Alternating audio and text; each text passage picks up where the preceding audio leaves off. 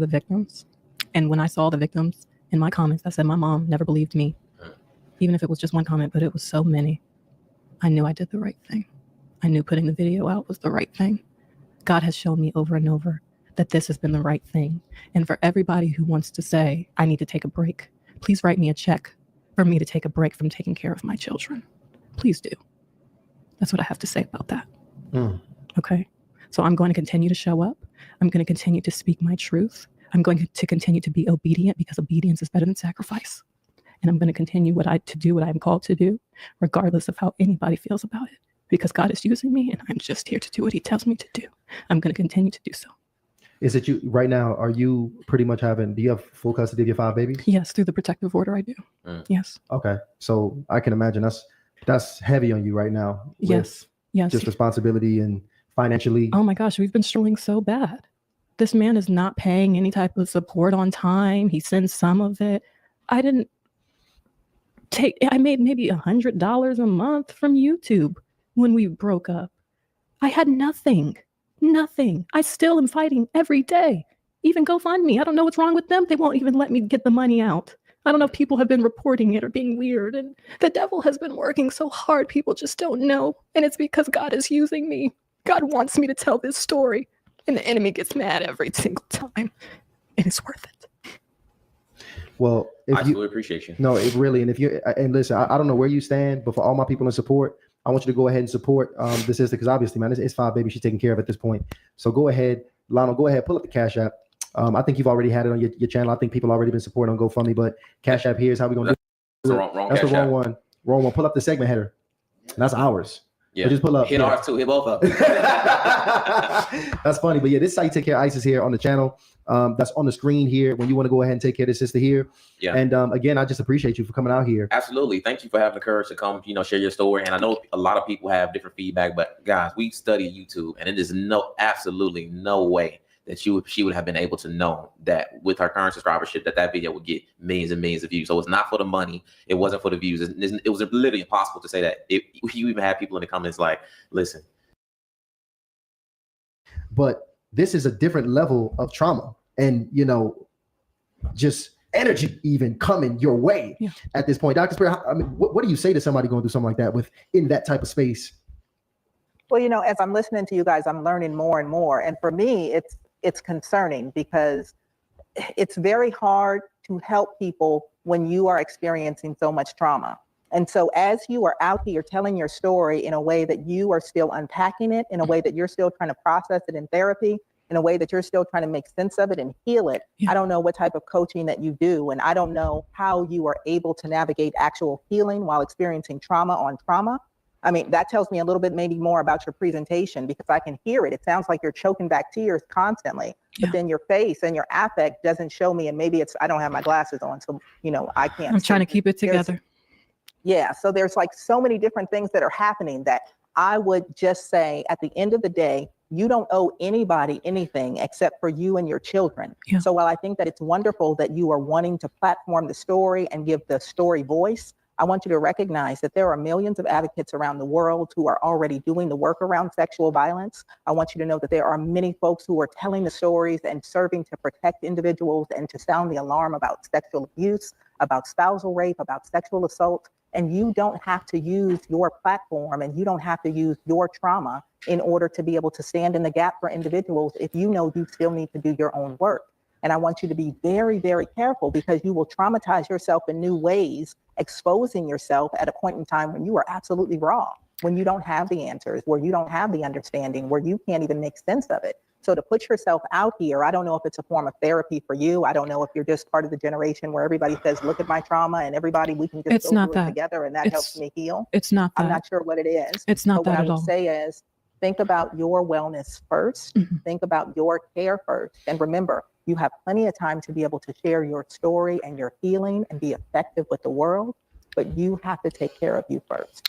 And what I want to say is I haven't uploaded any content since that video, and I have been taking care of myself and my children. That has been my main priority. But what I want people to really take from this, and why I really did this, is to be concerned about the time in between. And when I say the time in between, the abuse happens and someone says something about it and tells the world or tells the family members, how many other children could be at stake in the time in between, even the 6 weeks in between, that I decided to share that story from the time that the abuse occurred. God would not let me move forward until I shared that story, because there's a good chance this man could be around kids. I mean, people were pulling his dating profiles. He was looking for the next whoever. It's the time in between that the children are being hurt, when people don't want to say anything. So I feel like I've had no other choice but to share this testimony, because it's not about me. God is just using me. It's not about me. It's never been about me. It's about everybody. It's about the fact that this is happening at an alarming rate. No one's talking about, I can't say no one's talking about it, but it's just not being pushed the way that it needs to, that children need to be protected more, and that you just have to really be aware. You can't just be making certain decisions. It's just, I'm curious, since you told your Hey guys, welcome to Little Blackbird. In fact, bring the mic closer. Why leave it there? Listen, hey guys, welcome to Little Blackbird 91. Look, first and foremost, I want to say this. We're gonna do a full breakdown. So don't worry, we're gonna do a full breakdown. Don't watch it close in the background, okay? We're gonna do a full blown breakdown of the situation. I want to give my honest.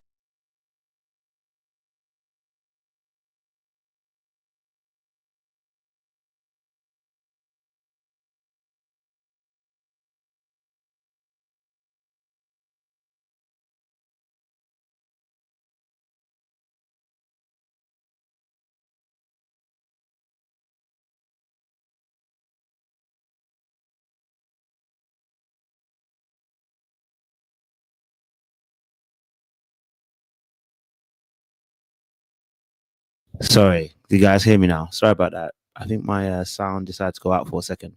All right, cool. So, as I was saying, I do apologize about that, guys. False start, you know what I mean? The devil thought he had me, but we know.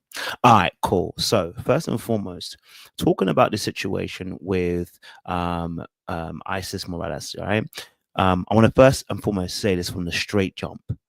Never want to dismiss anybody's accusation and pain, story, and their truth. Okay. So, what she's been through, first and foremost, we want to acknowledge that this is a heinous crime and this is a heinous behavior by somebody towards her.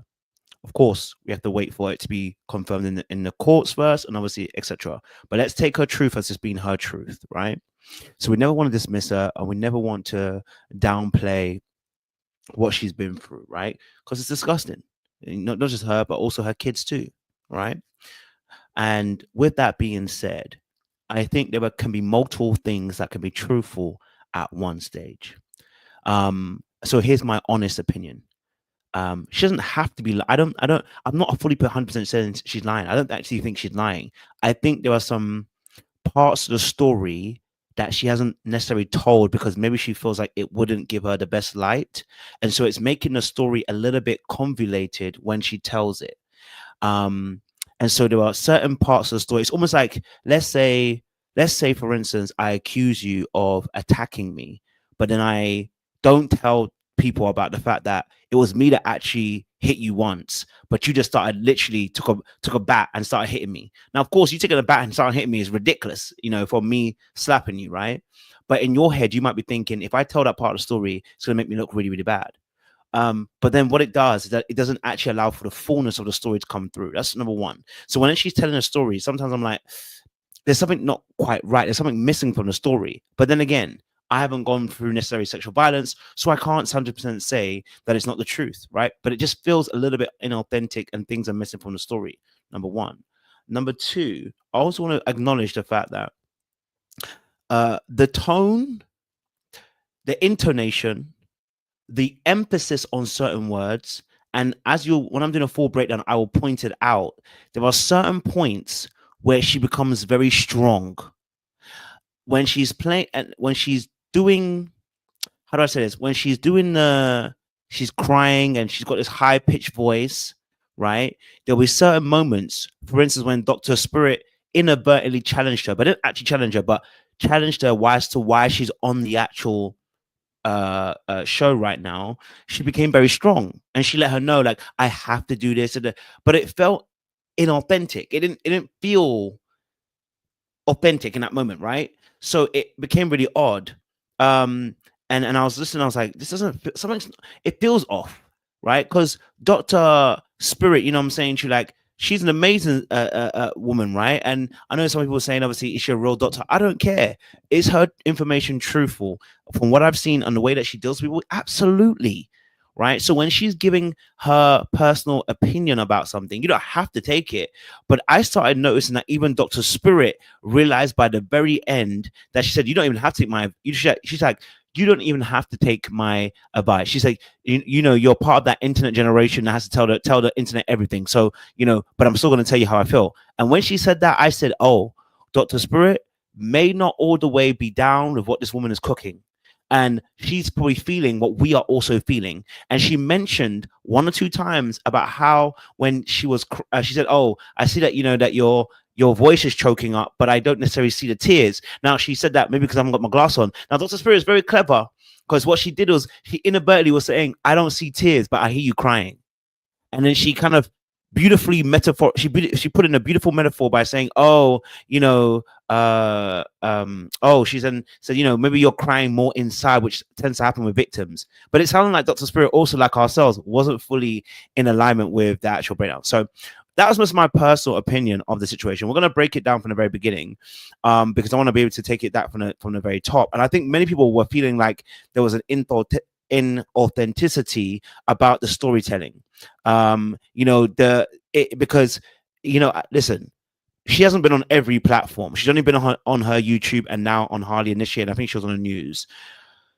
I'm not thinking there's going to be so much money from that, but the exposure can help her channel, of course. But I mean, she hasn't got any videos on there, right? So she's not necessarily getting any money from there. But one thing that was very, very telling, and I'll play the clip again. Because I think it was very, very telling as to motivation. So here's my thing. She could be telling the absolute truth. Now, my question is really about motivation. So she could be telling the absolute truth.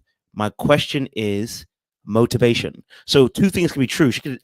What happened to her could generally have happened and been true, but some of our motivations may be in crosshairs with the actual truth, and that's why it's coming across the way it's coming across. But we'll have a little look and see, and I'll play this clip as well so you guys can see it as well. So let me just hold on 2 seconds. Let me just get rid of some of these things and then we'll get into this. Oh boy, oh boy, oh boy. All right, so let's play this clip again.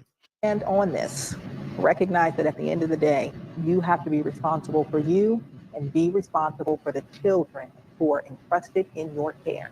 Educate yourself, know how to protect children, don't be afraid to have the conversations, and don't be afraid to enlist people like us to help you.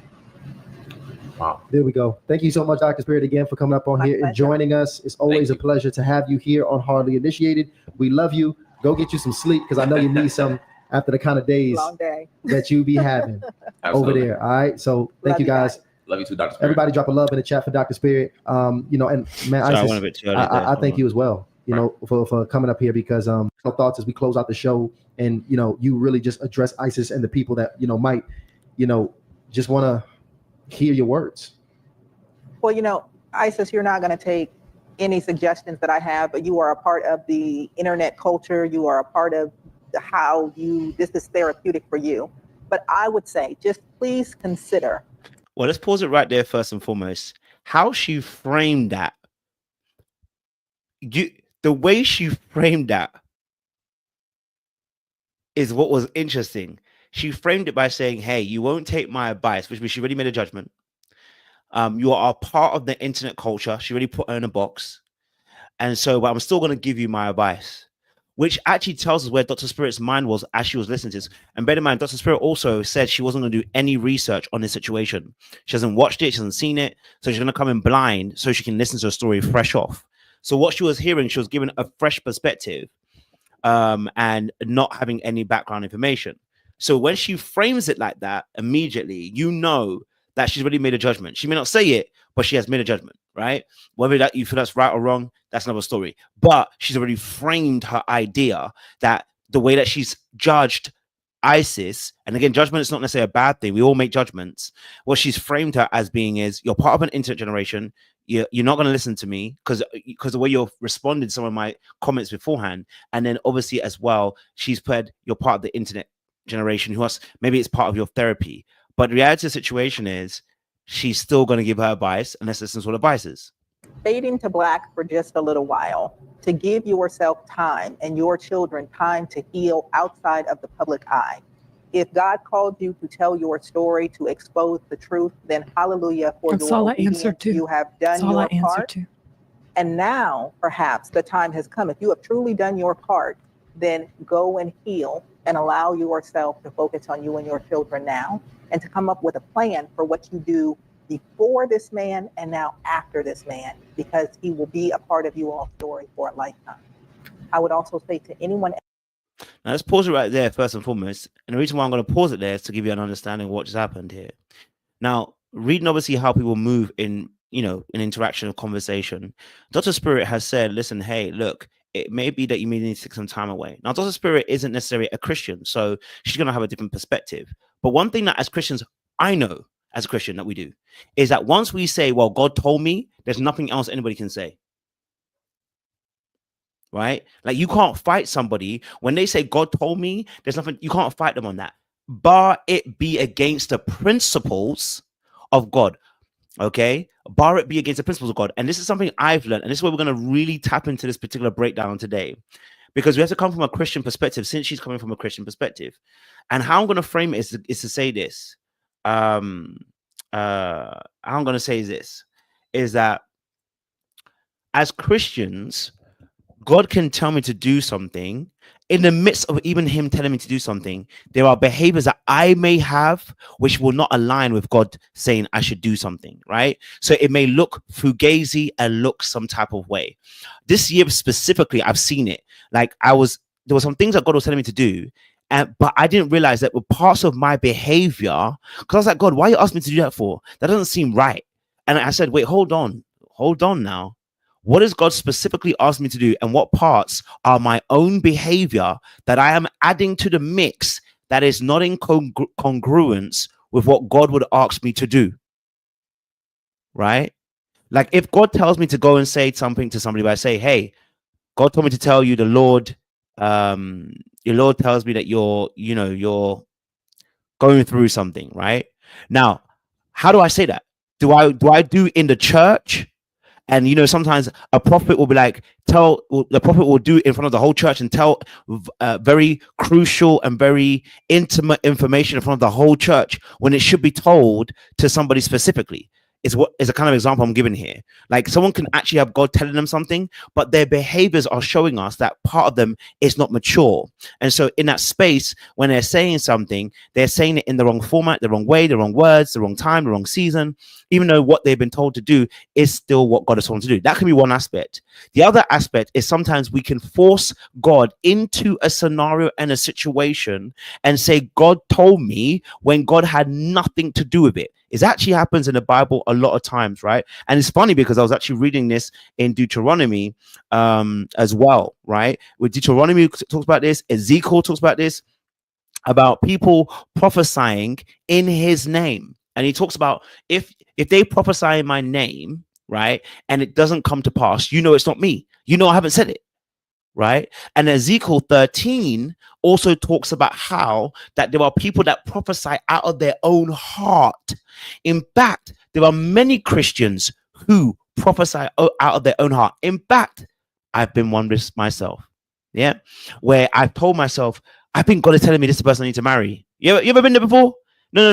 Let's have a real conversation. Have you ever been there before where you deceive yourself so much? You say, I think God is telling me I'm meant to marry this person. And when you come out of it, you're like, damn. That really wasn't God. And I kind of knew, but you know what? Because I wanted it so much, because I wanted it so bad, because I desired the thing so much, I intertwined what I wanted by manipulating myself and manipulating God's voice to fit what I wanted. And sometimes as human beings, as Christians, we can do this. We can twist and we can manipulate and we can and turn around sometimes things that have been said to us, right, or things that we think that God is saying, because it fits our narrative and it wants to be what we want it to be. And so it's to say that there are several things that could be happening here at once. And so I do understand, you know, that this could be one of those cases, but it could be a case that God just generally told her to do this, and this, you're gonna look crazy for now. Okay, all right, we've seen this biblically too. All right, that people go and preach and they look crazy. I mean, John the Baptist looked very crazy preaching the gospel that he preached. You know what I'm saying to you? So the message she has, I mean, it's very fair to say that she also will preach a message John the Baptist style, and she gonna look crazy. You know, so we have to hold space for different points of view. My only issue is that as I'm responding, and I'm gonna say as I'm responding, not to say my spirit, I'm not gonna say my spirit, just an overall feeling, it felt inauthentic, as if the motivation did not meet what was actually happening. That's not to say I don't believe her, it's to say that I feel like the motivation for me watching it seemingly did not match why she was here and why she was telling us, in a sense of the way that she delivered it felt inauthentic, almost like she was acting at certain points. That's how I felt, but that does not mean that is a truth. And I have to hold space for how I feel versus what actually it could be the truth. And so we have to be open to that particular aspect. So I ask everybody here to be as open as we can be to that perspective, but you're still free to hold your opinions and your thoughts as you want to as well. Okay. But let's go right to the very beginning. Let's finish this last bit and then I'll go back to the beginning. Else who is out there, if you have found yourself triggered tonight, if you recognize that ISIS is telling your story, if you recognize that your story has yet to be told, get into somebody's chair. Let healing be possible for you. If you recognize that you are a person who at any point in your past or in your present has struggled with sexual feelings that you don't feel like are in your control, that don't feel the healthiest for you, whether it is around attraction to children, whether it is around power and control or feelings of inadequacy or insecurity that cause you to show up in sexual ways that you are not proud of, recognize that healing is possible and recognize that there are places that can help you understand you without judgment and help you get to a place where you feel more whole and satisfied and secure. For me to take a break from taking care of my children, please do. And when I saw the victims in my comments, I said my mom never believed me. Even if it was just one comment, but it was so many. I knew I did the right thing. I knew putting the video out was the right thing. God has shown me over and over that this has been the right thing. And for everybody who wants to say, I need to take a break, please write me a check for me to take a break from taking care of my children. Please. See, that comment alone is what kind of confused me too. That particular comment confused me a little bit. It threw me off because Dr. Spirit was saying, for instance, Dr. Spirit was saying, take time out, get healing, look after yourself. How then does that equate to finances? Do you see what I'm saying to you? That's why people are feeling like this things are in, you know, are not necessarily in alignment. How does Dr. Spirit saying take time out, heal, you know, look after yourself first? You put your, you know, you and your kids go into a little bit more of a hiding and just really just fade to black. Allow this thing to pass now. You've done your job. You put your original message out. Fade to black a little bit. Heal. How does that then translate into a comment where you make about those of you telling me not to, you know, basically not look after the kids, whatever, transfer into money? I want to go back to that very first comment, the comment that she made. I want to play it back a little bit so we can get a little bit of context again, right? And when I saw the victims in my comments, I said my mom never believed me. Even if it was just one comment, but it was so many. I knew I did the right thing. I knew putting the video out was the right thing. God has shown me over and over that this has been the right thing. And for everybody who wants to say, I need to take a break, please write me a check for me to take a break from taking care of my children. Please do. That's what I have to say about that. Nobody said take a break from work. What they're saying is take a break from the media, right? Because you're unhealed. That's what they're actually saying. They're saying, take a little break, my darling. Like, what you've been through is heavy, and you are trying to free other people while still being broken. So where was your time of transition? You know what it reminds me of? And it's gonna sound crazy. Anybody watch Black Panther 2? If you watch Black Panther 2, type in the chat. You're gonna see how I'm gonna make this link. Okay. You Black Panther 2, if you watched it, Creed 3, if you watched it, type it in the chat. If you watch Creed 3 and you watched also Black Panther 2, type in the chat and I will, and then we'll move on. And the reason why I did that is because those two movies frustrated the heck out of a lot of us. Okay, they frustrated the heck out of us, and I'll tell you why. Because both movies had heroes who had no what we call transition period. Okay, both of those heroes never had a transition period. There was no training monologue. There was no training montage. There was none of that moment where you're like, you're seeing them grow. You're seeing them go through. You're seeing them go through this part where they're growing and becoming bigger. Right? You don't ever see that.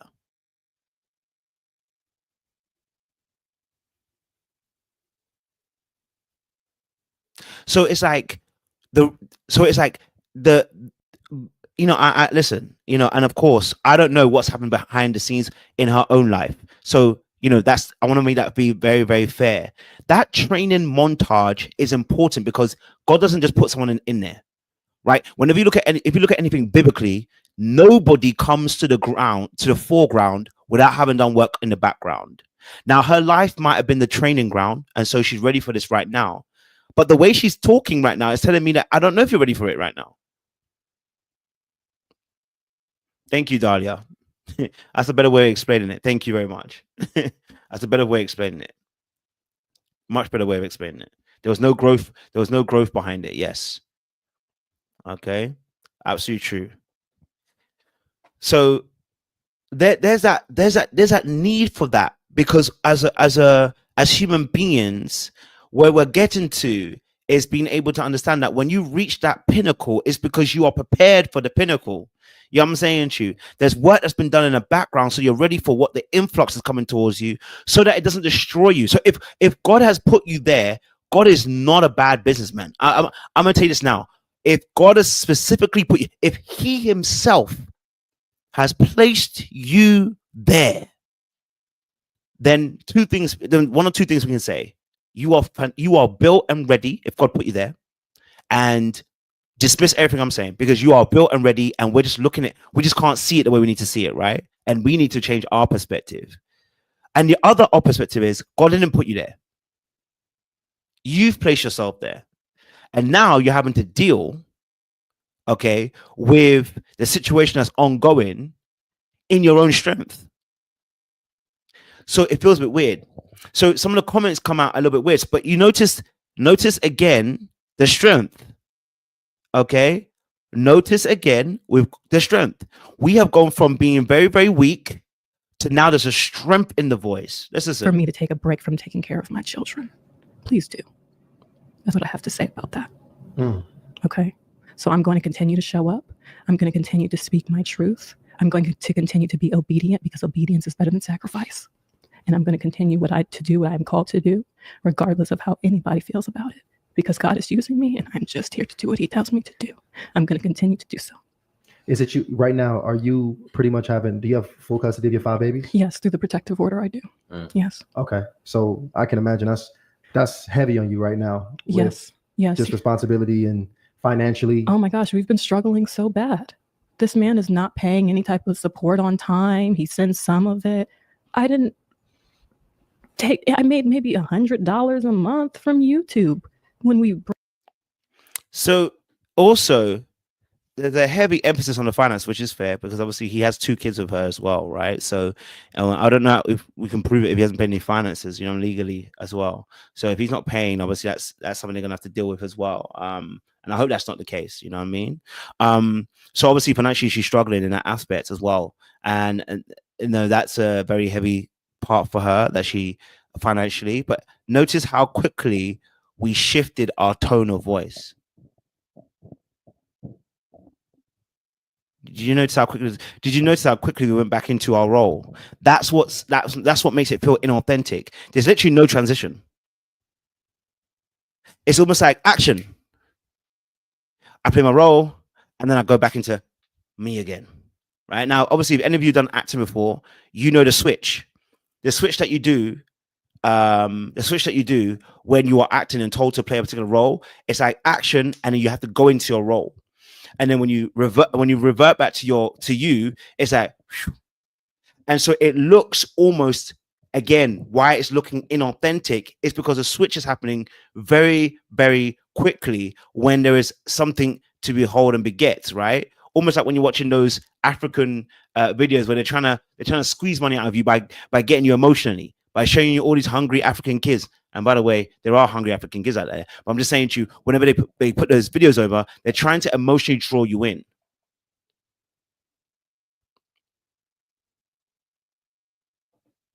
What do I do? Yes. Okay. So I can imagine that's heavy on you right now. with Yes. Yes. Just responsibility and financially. Oh my gosh, we've been struggling so bad.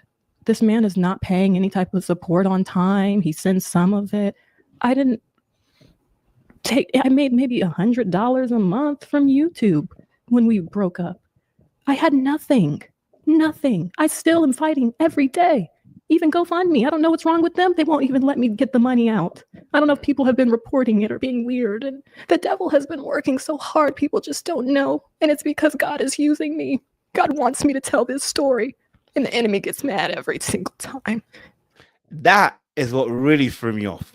I don't know. Look, again, it could be absolutely true, but being in church for so long, you kind of get a little sense of people. And again, it does not mean that what she's been through is wrong. It's not truthful. 2 things can be true at once. 3 things can be true at once. 4 things can be true at once. I am not actually denying what she's been through. What I'm talking about is her motivation. Do you see what I'm saying to you? It's like when pastors preach a word, but then ask for offering and talk about first fruits and tithing and offerings. And it's like, bro, first and foremost, you know that the New Testament never asks anybody to pay any tithes. That's another story for another day. Okay, we'll talk about that another time. But the way they're asking for the money, it's like you are trying to rob the people. You know what I'm saying to you? So, like, even just then, when she dropped that, the money's into the GoFundMe, and the devil's working so hard. I don't know if people don't really want me to and the devil just doesn't get no glory, but I'm still going to tell the truth. It's like, it doesn't sound authentic. It doesn't carry. It feels like, hey, let me personalize this. Personally, it doesn't feel like the Spirit's really behind that message. It doesn't feel like the Spirit is really working behind that message. And so it's coming off wrong. She's selling it wrong if she's gonna sell it. You know what I mean? Like, I just want to play it again, just so that you can understand what I'm saying to you. Again, what she's been through can be separated from what she's talking about right now. She may have been through these things. It can be very, very true. Do you get what I'm saying to you? I made maybe $100 a month from YouTube when we broke up. I had nothing. I still am fighting every day. Even GoFundMe. I don't know what's wrong with them. They won't even let me get the money out. I don't know if people have been reporting it or being weird. And the devil has been working so hard. People just don't know. And it's because God is using me. God wants me to tell this story. And the enemy gets mad every single time. And it's worth it.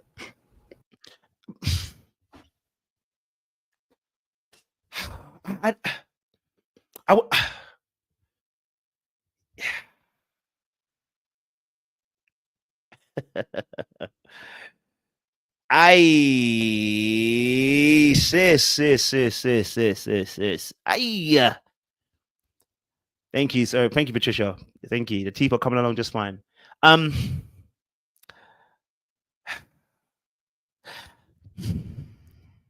you're at church and you have that one auntie that always wants to give testimony, but when she gives it, it just sounds like she wants the glory, not God. It's like she wants to boast about what God is doing in her life rather than boasting about the glory of God. Do you remember if you've ever been in church long enough, you know this one auntie or one uncle.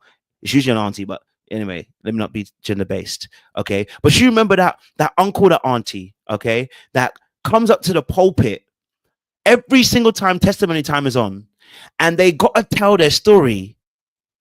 And when they tell their story, it's like, okay, we're glad that God did something for you, but it sounds like you're taking the glory, not actually God. So even though you're telling us a story about the testimony of what God is doing, it almost sounds like you are the one that is testifying for your goodness, not necessarily God's goodness.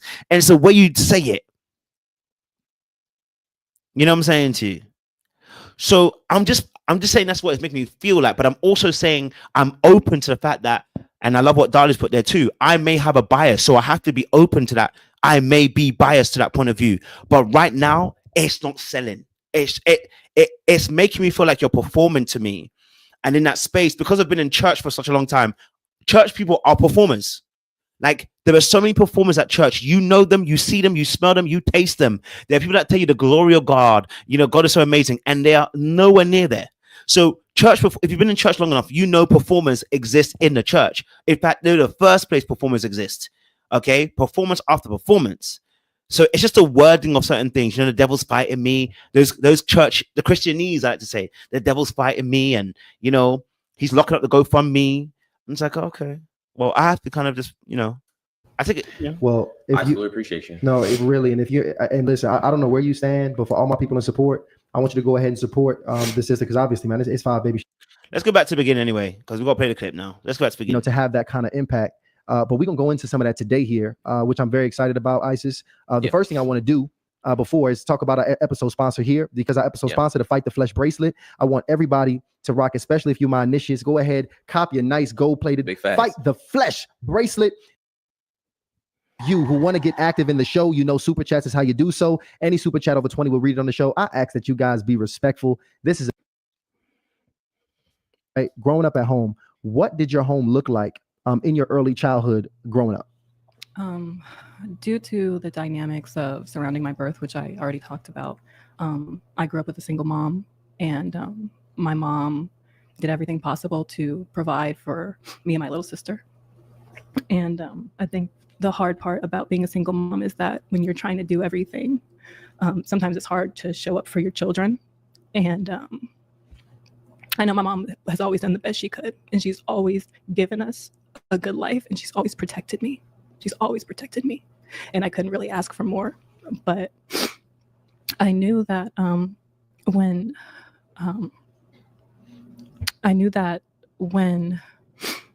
I had a family, or when I wanted to have a family, that I wanted to be able to be there for my children, whether that looks like working from home or being married. I always wanted to be able to be there for my children, just so that I knew that they were safe. Because when I was a child, because my mom was working, it left the door open. A neighbor's wife was supposed to be watching me after school, and her husband was taking advantage. Hold on, I do apologize, guys. I am so sorry. Trigger warning. I apologize huge. I am so sorry to my audience. I forgot that this stuff actually is quite triggering. So anybody who's listening, she does talk about, in this immediate first few minutes, she does talk about sexual violence. So let me just first put that trigger warning up beyond the screen. I just want to make sure that you guys are aware of that, so that you don't walk in, or if anybody's new coming in, you know, I don't want you to be triggered in this space, and I haven't warned you. So again, I do apologize. Anybody here, there's trigger warning, because she's going to talk about sexual violence and what she's been through in her childhood. So if anybody is joining us, again, I do apologize once more. And for those of you already here, appreciate you as well. But she's going to mention some sexual violence as well in this space. So just for anybody here. And I was only 8 years old at this time. Wow. And I didn't tell my mother for a while because it was just confusing, and I was scared, and I thought I would get in trouble. Oh my goodness. Take your time. So just to summarize that, I want to make sure I understand. You had was it a single family home growing up? Your mom, she was obviously hardworking woman that had to provide for the very family, much so. And in school, always has a PhD, all the above.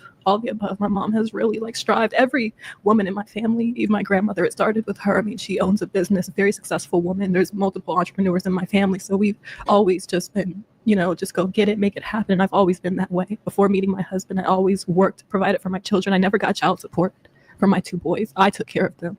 I luckily was able to secure a job with a family business, so I was able to work from home. But it's what I had prayed for when I was pregnant with my second son, because his father got incarcerated when I was 6 months pregnant. And I didn't know what I was going to do, because it was just going to be me. And he didn't get out until my son was about 9 months old. But I had to figure it out. And, thank you to my aunt and uncle for giving me that opportunity to be able to be home with my children and provide for them. And we had a nice apartment, and, we had all the good things. I had my own car. I had all my own stuff. But I remember it was one Christmas when it was just us. And I said, Okay, now this is very important, because what she set up for us is a picture. And she specifically mentions all the women in her family.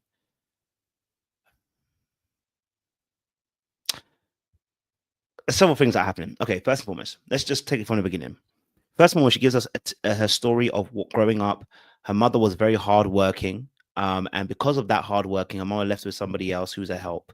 Through that person who's a help, unfortunately, that was a door that allowed for someone to come and obviously begin to sexually violate her at her young age. But so within that space, she then obviously then adds that, the women in her family are very much hardworking women. And within that space, she obviously then managed to get a job from the family business, basically, and was able to then procure finances to look after herself and her two boys. Now, she mentions obviously that the beginning of the relationship of those two boys too, I'm going to be honest, she chose badly. This is just reality. Is that she was young and she was naive and silly, and she chose some men who just really weren't up to scratch, right? And she's financially catered for herself the whole entire time. Okay, this is where we're at right now. And I think this is really important. But you know what?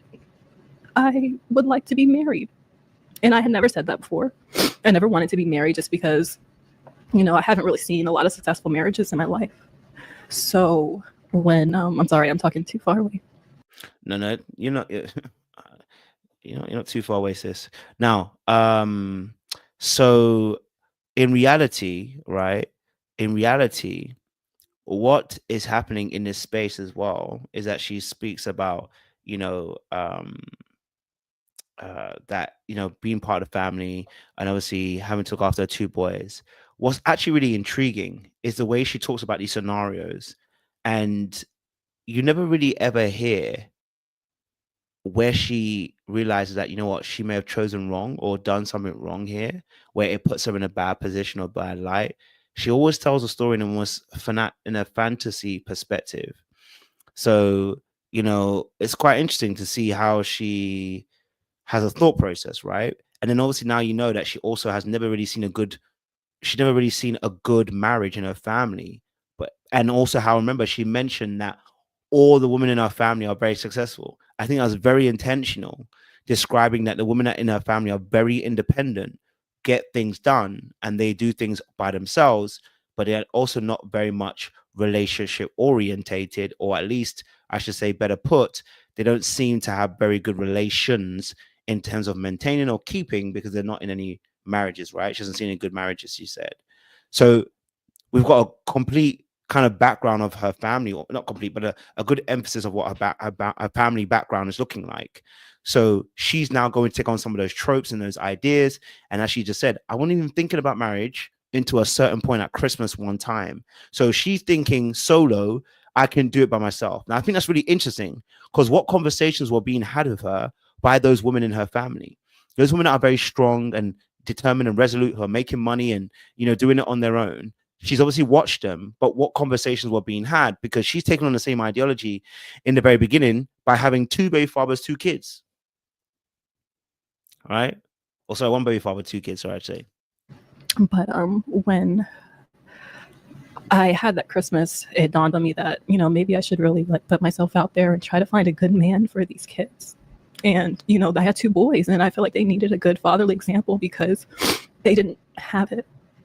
Now, we definitely want to dig into that as well. And I want to go back, because I don't want to just breeze past this incident that happened. Now, I want to say this also. I think the setup, I think, yeah, is also not helping her, because she's sitting between two people and she's having to look either side. So it's making her look either side to have the conversation, which is making it also look inauthentic, because she's having to count. It looks like she's looking for approval on either side. And so I can also understand that as well. in that space. So that's another thing as well in that space too. And 8 years old. Yeah. Now you get assaulted by a neighbor's Yes. husband. And where's your father at this point? He's just My biological father is much older than my mother. He took advantage of her when she was a young girl in high school. I think I remember my mom saying she was in labor trying to take her SATs. wow. And she was the pregnant girl in high school. And, you know, it's unfortunate that he preyed on her like that. But there's so many men like this out there, and people just don't talk about it. And so the situation is your mother coming from an abusive relationship. Now she has you, you're 8 years old. You go through this traumatic experience with the spouse of a neighbor. Yeah. And let's fast forward a bit, because if I'm not mistaken, your first child, you had your first child at 17. Yes. Yes. So before having this child, what did sex look like to you at this point? Like when was your first sexual experience and kind of getting active? Probably when I was about 13. I lost my virginity to a 17-year-old boy in high school. And now I think this part, before it goes off any longer, what's also quite interesting is she mentions her mother's story as well, that her mother unfortunately was also sexually violated. Well, in a sense, taken advantage of. She said sexually violated in a sense by an older gentleman, right? Somebody who's much, much older as well. Okay. Now, I think that's really important to be able to bring into equation, because what we're going to start seeing is what we call a generational curse, quote unquote, which I call a generational pattern. And the reason I mention this because it gets mentioned later on when Dr. Spirit was talking about this, and she explicitly, and then Isis, very vehemently says, this is a spiritual warfare. And there are some aspects of it which is spiritual warfare. What I would also allude to is that, unfortunately, there is also behaviors that we can pick up, and there is things that we see and do that we normalize that are actually not normal. And so we can say spiritual warfare, but there's also an aspect of too that these predators are picking up on certain behaviors on some of the prey that they go after, quote unquote, to say. I do apologize for saying it that way. But there are people out there who are looking for particular kind of energy and a particular type of behaviors that you exhibit. Oftentimes you'll find that people who have been sexually violated oftentimes can actually be targeted again, because there's certain kind of energy that they carry, certain kind of movement, the way that they move and the way they go about life, right? Decisions that they make can sometimes put them in harm's way, in direct contact with some of these predators once more again. That doesn't necessarily mean that it's their fault. It's more to talk about responsibility, about the healing we have to take. And that was in alignment with what Dr. Spirit was kind of saying. And Dr. Spirit was kind of letting her know that it's generational, but you have to be able to heal things. If your mom doesn't heal certain things, then certain things that she teaches you will be passed on. It's a bit like when we pass on our fears onto our children, simply by the way that we move. Many of us who grew up in Black households, you can identify with this, right? There are certain fears that our parents will pass on to us simply because they didn't know any better. Right. That's why you have some people like, you want to be a musician? What? Oh, you want to be a footballer? What? Oh, you want to be a comedian? Like sometimes in Black households, you hear these things. In that space. And so you'll realize in that place that some of our parents pass on some of these fears onto us that then become part of our truth, and we move by those things. Now, she's really elaborated that at 8, she was violated. So by 13, she's now having active sex. So you can see what's happening here already. The early introduction into sex is because of the violation and the boundary crossing that's happened from a very young age. And so it's now moved her into a space of hypersexuality potentially, or even putting herself in situations with people that actually are not that great, but because they might treat her slightly better, because her value, as she mentions later on, is between her legs, as she has learned to understand due to the violation she's experienced, then she puts herself in environments or allows herself to go into environments where that person could just treat her slightly nicely, and she thinks that it's okay because of the terrible treatment she's experienced as a young child. This is also something that plays about. So we'll continue again. And yeah, I mean, I was always told just don't have sex growing up. I don't know if that's what a lot of people in our community say. They hear that a lot, I'm just sure. don't do it. It's not really openly discussed about why and what can happen, and even personal experiences that may sway a young girl away from making certain decisions. But you know, I have learned, and I really wanted to be able to speak to young moms when I created my platform. Because if I would have done it over again, granted, I love my children, but if I can speak to a young woman and say, like, don't have kids before marriage if you can help it, you know, it's going to be a little bit easier. You know, just trying to be real and open and honest. I was a single mom, and this is what happened. And I found what I thought was a good husband, seemed like a good husband, but turned out to be just a monster. I want to ask this because do you feel like that experience that happened at 8, obviously you had your first sexual experience at 13, you know, intentionally, Yeah. It sounds like, did that experience at 8 years old, do you feel like that influenced that experience at 13? Did it hypersexualize you in a way? I'm sure it's all connected. Because I believe that women who Initially decided to, you know, move forward with being a child, what exactly does that mean, and what was your we mindset? as a couple, we kind of had this whirlwind romance. I actually met him here in Atlanta. So, well, I'm sorry, on a train coming from Alexandria to Atlanta, and everything clicked. And he said, "Will you give me a son?" And I said, "Yes." Wow. And I was pregnant almost immediately, and I love my son. How long did you did you guys have a relationship at that point? Oh my gosh, it was probably like a few weeks. It wasn't long. It wasn't long at all. And I still consider him a friend to this day. Like, Wow. He's still a good friend. And how old was he? He was a few years older than me. Gotcha. Yeah. Okay. And that was your first child. Mhm. Okay. So again, because of what she's been gone through as a kid, the sexual violation, and I'm guessing because she also didn't have a father figure per se, because her dad was the one that impregnated her mum and wasn't really in her life. She always seems to date older men and finds it normal. Now, I find this thing happens quite a lot with people that have been violated, but I understand it, right? Because I understand part of it, because obviously, again, especially if there's not a father at home as well, you start looking for that father in other men.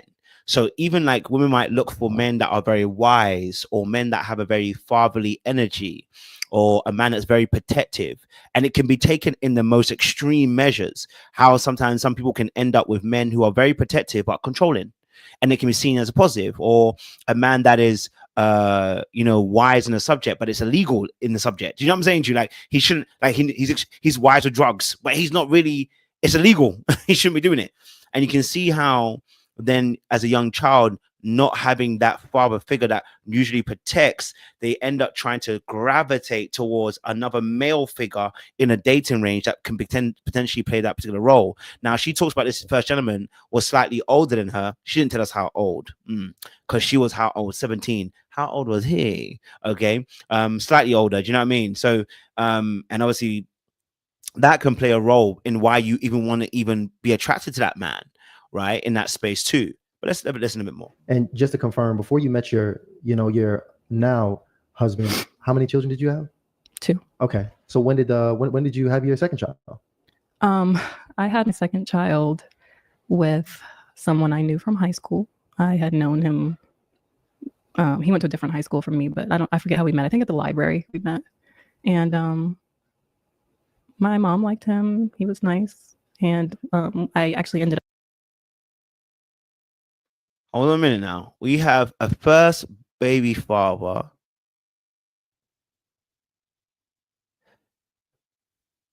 We see a first baby father at her young age of 17. She's in high school and she's on a second father of her kids. Again, it's to talk about patterns. We're not judging her. We're talking about patterns. Okay. And so now, okay, what we're seeing is that within a space of a few years, again, she's in high school still, she meets the father of her second kid. Okay. And we're about to have a situation where you are actually doing things that are going to put you in more vulnerable positions. Okay. So having 2 kids with 2 fathers is actually quite vulnerable. if we're to say that, right? It leaves you in a very vulnerable space. Ended up moving back home after things didn't work out with my oldest son's father. And I actually saw him when we were working somewhere together. I had gotten a new job and he happened to be working there too. And it was just like, oh my gosh, hey, and, we started a relationship and my son came about and yeah. So at this point, you, I'm assuming 1920, you got 2 children. And from my understanding, your sister now, I would say, no, I was like 21 when I got pregnant, or around the time. I Gotcha. remember when I turned 21, I think I was pregnant. I couldn't even drink on my 21st birthday. So I was pregnant with my second son. And what is your mother at this point communicating to you about men? My mother has always told me that you need to be very careful about men in general. And I don't want to paint every man in a bad light, but there can be a predatory side that some men do not control and do not want to control. And that's the dangerous part. And where was your father at this point in time in your life? Nowhere around. I mean, he, I believe, threatened my mother that if she tried to even get child support from her, that he would end her and her family members. Wow. So he was nowhere. So again, we get to see this terrible traumatic cycle happen again. So her mother's obviously procreated with somebody who now says, if I see you again, I'm gonna kill you. You know what I mean? And you and your whole family, you're done. And so what you're realizing now in this space is that we're repeating the cycle. We're about to repeat the cycle. It's coming. And it's because we have a succession of bad decisions we're making. So I want to talk about something very, very clear here. Fault versus responsibility. Fault versus responsibility. And this is really important when we discuss the subject, because what we're actually really talking about is what responsibility do I have versus when is it my fault? It is never her fault that she's been taken advantage of. It's never her. It's not anybody's fault that you have been taken advantage of. Never. You know what I mean? Like never, ever, ever. It's your fault that you've been taken advantage of. What we talk about is responsibility in terms of what decisions you're making from those spaces. Because we find herself in this space. Number one, she's had the first baby at 17. That is her responsibility. It's not her fault that she has a different way of thinking because of what violations she's had in her childhood.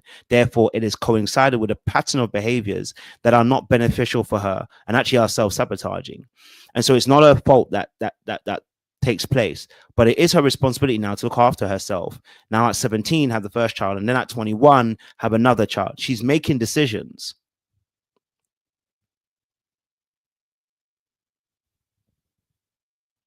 And that's a very good point, kindness. That is a very good point. That's a very good point. We'll have to address that a little bit later. That's a very good point. So why is that? The why then comes in. Okay, as our responsibility, why do I keep making certain decisions that are putting me in vulnerable spaces and vulnerable lights? Okay, because she's going to make a couple more decisions which are going to cause issues for her. No. Okay, so you now at the point, you got 2 young boys. And are you at this point, after your second pregnancy, are you considering dating? Are you having conversations? Kind of what direction you want to take your life? What's happening?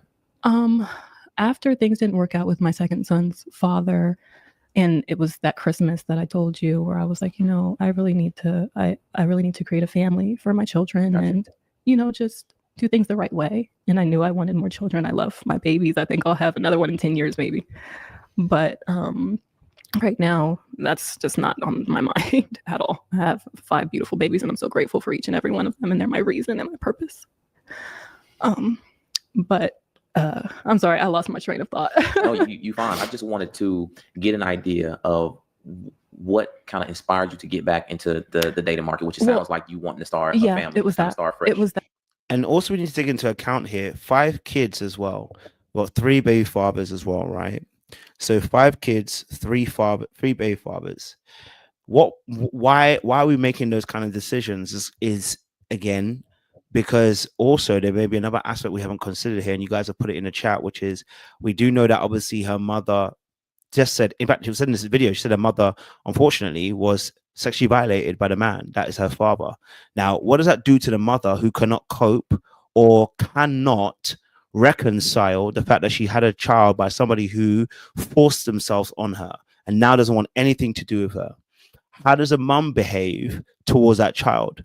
Was that mom very distant? Was that mom angry? Was that mom hurt, frustrated? What kind of help did the mother get of this lady here, Isis, when she is raising her own daughter? Her mother may be very successful and the mother may be somebody very driven, but how does she treat her actual daughter? How does she have a relationship with her daughter?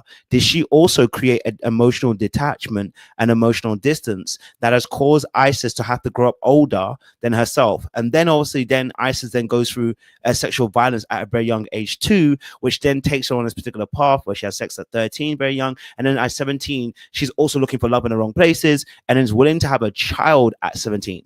At 17, she's actually thinking she wants a kid because probably at that point, probably at that age, she's thinking to herself, you know what? I want my own little child that I can do better than my mom ever did, or treat better than my mom ever did, or treat better than the father that never treated me or never loved me. And this child then can become this source of love for you because you can plow your love into this child and hopefully you get that same love back. So sometimes what can end up happening is you then have many children because actually it's a way of you being able to input your love that you have so much to give, but also so that you can get so much back, which you never probably might have got from your parents or, you know, from your dad not being around or not being wanted, not being taken care of, not being protected. It's your way of kind of almost trying to change history. And so that can be very difficult too. So I can only imagine now that the warped thinking is going to happen because if the mother was raped was our word by the father, and now we have Isis, who's a product of that particular grape. Now it's going to be very difficult. First and foremost, it's a biological issue that's probably going to happen mentally in terms of what she's going to think, but it's also going to affect the way the mother's going to look at the child. The child may feel unwanted, unloved, uncared for, not enough, which, you know, falls into alignment with a lot of fearful avoidant attachment styles. And we can talk about that as well a little bit later on, because I definitely believe that comes across in this video about the fearful avoidant style, where you don't consider danger the same way. Things are not, you don't look at dangerous situations and weigh them up in the same way that other people do, because again, you're born into chaos. So actually in those dangerous situations, you don't see the danger. She didn't see the danger at 17. Having a kid at 17 is going to be tough. It's going to be difficult. Why did she not see that? Why is it that she looked at herself like, at 17, I wanted to have a kid? What? You weren't scared? You weren't thinking to yourself, rah, 17, my life, you know? But at 17, you're thinking, I'm going to have a kid. That should tell you the mindset where she was at 17 and what potentially she might have been through to get her to that stage. Again, I think this is also good information for us to know. That just wanting to find a good man that I could respect because of the type of women that were in my family, very high achievers, and just really everyone in my family has been a very high achiever, that I had a certain expectation of what a husband should look like. And also, you know, finding certain content. I don't know if I should even talk about any of that. Well, but I think you should, because all of that influences how you think and how you, particularly how you go about dating. Okay. And, you know, right now it is still very much so a gender war. Both men and women are confused about how to date and how to make decisions. Yeah. And I think everything and anything that influenced you at that time is important to share. Well, I had shared this before, that I stumbled across a very important content creator that I think everyone knows as the hypergamous queen. You know, her videos are shared, sprinkle videos everywhere. I just learned. Okay, I want to pause it right here, because this is where also, let me tell you something. I'm not really a fan of Shira 7, okay? Because she talks a lot about manipulation and, you know, transactional way of doing relationships, right? But, you know, she does speak some wisdom. I can't even lie to you, right? It's just the way she talks about it, it almost becomes manipulation rather than looking at an actual relationship. But that's neither here or there. So, you know, in that space, what's really intriguing about this is she's about to mention Shira 7. What I don't like is that there's a lack of accountability here, right? A lack of accountability. Okay. The same with men blaming Kevin Samuels for why you treat people badly. You are a douche because you are a douche. You're not a douche because of Kevin Samuels. You are a douche. Because if you weren't a douche, you'd have seen that Kevin Samuels was a douche at certain points. I know people say RIP, so RIP, because he is passed. There were certain things that he was saying which were very douchey. And I'm being very nice, because some of the things that he said were outlandish and actually destructive. So, you know, if you tell me that, oh, because of Kevin Samuels, I became this person, I'm like, no. You already had that in your heart. Okay, you were going there anyway. You got a little bit of a push. You've got to take accountability. You know what I'm saying to you. Now, do I think that Shira 7 is the reason why she's in this position first? No, you already had 2 kids with 2 baby fathers. So this is on Shira 7. Like, you already had your 2 kids by 2 different fathers. Your mindset was somewhere it shouldn't have been anyway, right? So Shira 7 isn't the reason why. Shira 7 is simply the vehicle to getting you to where you wanted to be. Because remember, you started feeling like you know, if you start looking at it, you know, you remember that also when you start looking at it with what was I gonna say? It's gone on my head. He'll come back. We'll let it play. About the sprinkle. I didn't know about it. So I knew. a lot of people are new to this, but I was true to it because I was following before there was 100,000 subscribers, like me and my sisters, and you know, That's Shira 7. correct? Shira 7, yes, And I recently checked out her page, thousands and thousands of views, and she's sure. been doing it for a very long time. For sure. yes. So I was telling every woman that I met in person, like, you know, there's a content creator that makes really good content just about, really, it seemed like how women could take their power back is how it felt. Mm. That's how it felt at the time. Yeah. So that when you went from a place of not wanting marriage at all, Mm-hmm. and then you started to want marriage. Was she a part of the reason? I believe that, you know what? Probably. And I hate to say that, but probably it. So let's take God out of the situation because God is not in this one. Like, God is not involved in the decision making here.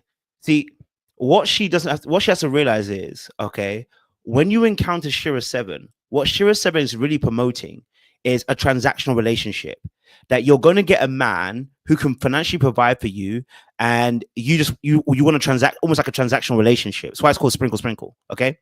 Now there were some good things in there, like just like Kevin Samuels had some good things. Shira 7 has some good things in there. I've listened to her before. I don't agree with everything she says, and I've done a video on her time back. I didn't like some of the content she makes. I think it's it's very transactional and very much manipulative. But the same way as I could take some truth from Kevin Samuels too, right? So now we've got to a point where you're saying that the reason for your decision making for now wanting marriage, listen to what she actually said, because now God is not in this one. Listen very carefully. Okay. We are listening to somebody who's manipulative, but I can also understand that you may not be aware of the manipulation because you live in manipulation already, because of what you've experienced in your life through the men that you've encountered who are manipulative and how grotesque and have done some heinous things to you, but also because they might have manipulated you into a situation you're in. And then you very much yourself have incorporated some of those manipulative tendencies, so you don't realize some of those tendencies on other people.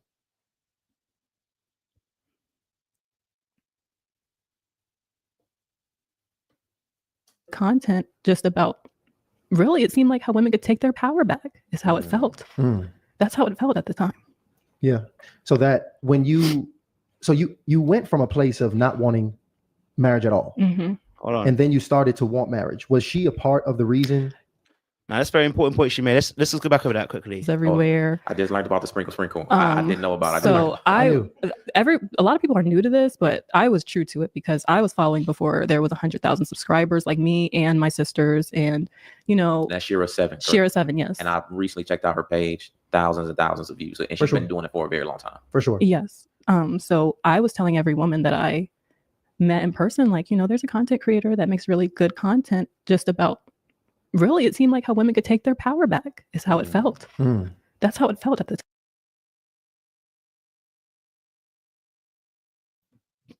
As you notice here, we hear her say, you know, listening to Shira 7 was about taking her power back.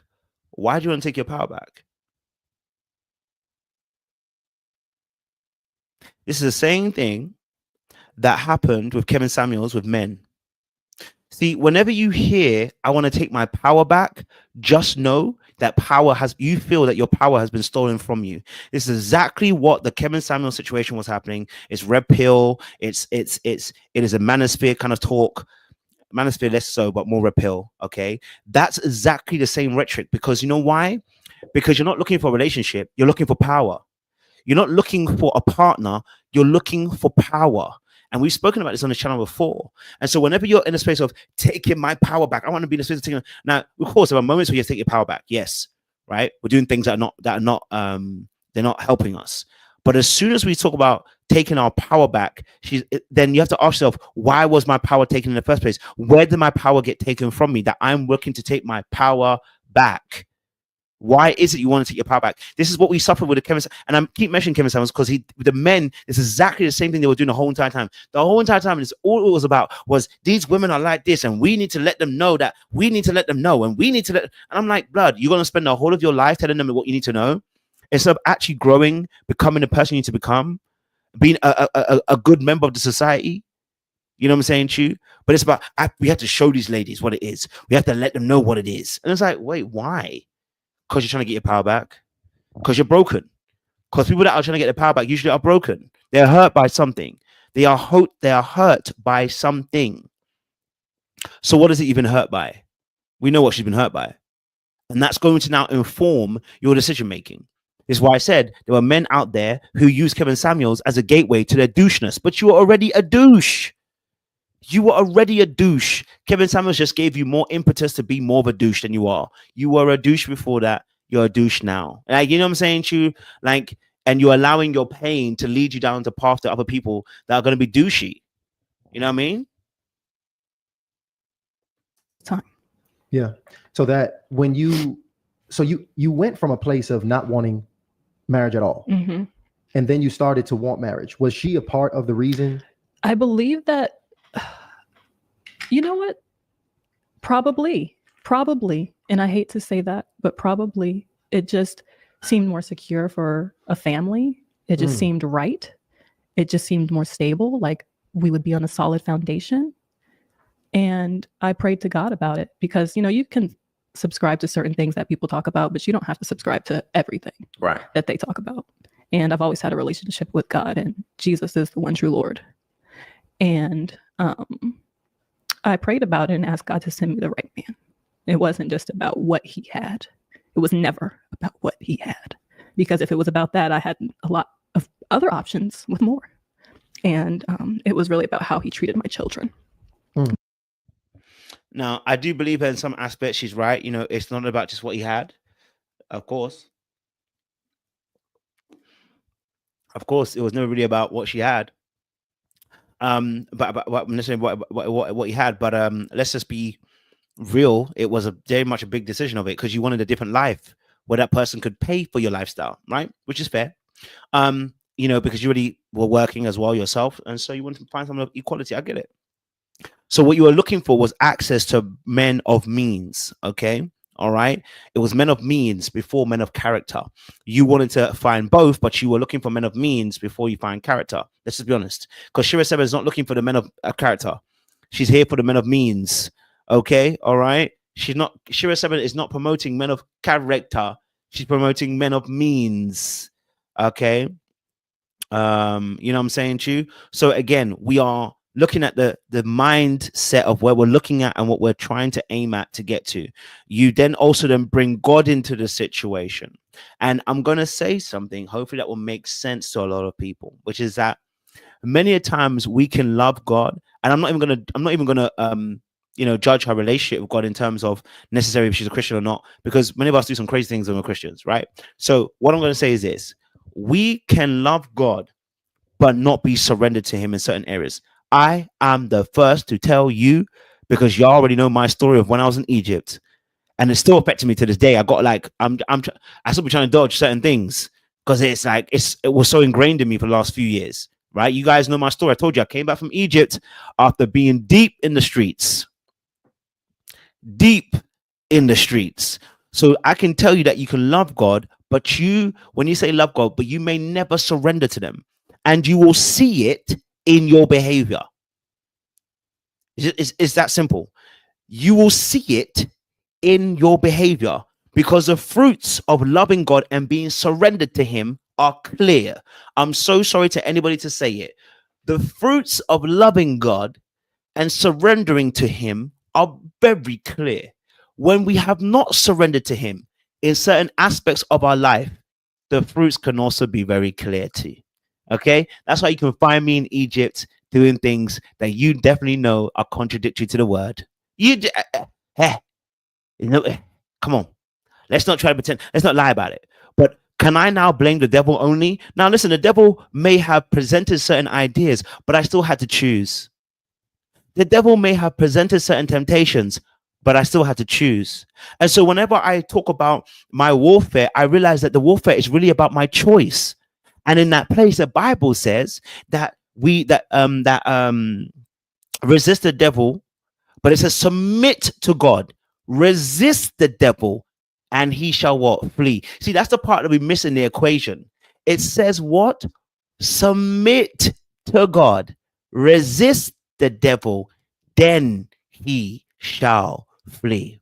The Bible says we are not ignorant of his devices. Even if the devil is roaming like a lion, seeking for who he may devour, we are to what? Submit to God. Resist the devil and shall flee. And you are not ignorant of his devices. So the Bible says, you're not at fault, but you are a responsibility, because the choices that you make, you are going to be responsible for. If you put God's name on it, we're going to have to check it now. Right? So was this from God? Because we're looking at the result of what's happened now. Was this from God? Is God trying to put people in relationships with men or women that are abusive to a point where they will touch your children?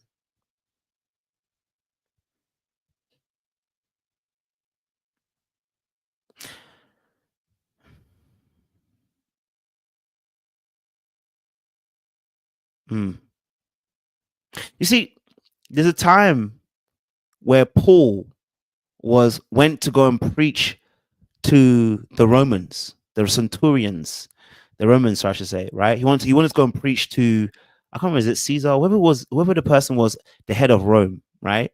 Now he knew that him going there, he about to get his ass whooped. Okay? I'm telling the truth now. When Paul knew, okay, that he was gonna have to, he was going to preach, and he was going to preach to some of the Romans, he knew his ass gonna get whooped. So he has to be ready for some of the beatings he's about to take. See, if God is sending you, he's not sending you unprepared. I'm not saying that you won't get into trouble. What I'm saying to you is, if God is sending you, he sends you with provision ready for the vision. He provides for the vision. Albeit, did God send you? Or like I said before, is it because you wanted it that you went there? You know what I'm saying to you? So we're not going to deny her relationship with God. If the Bible says no man can call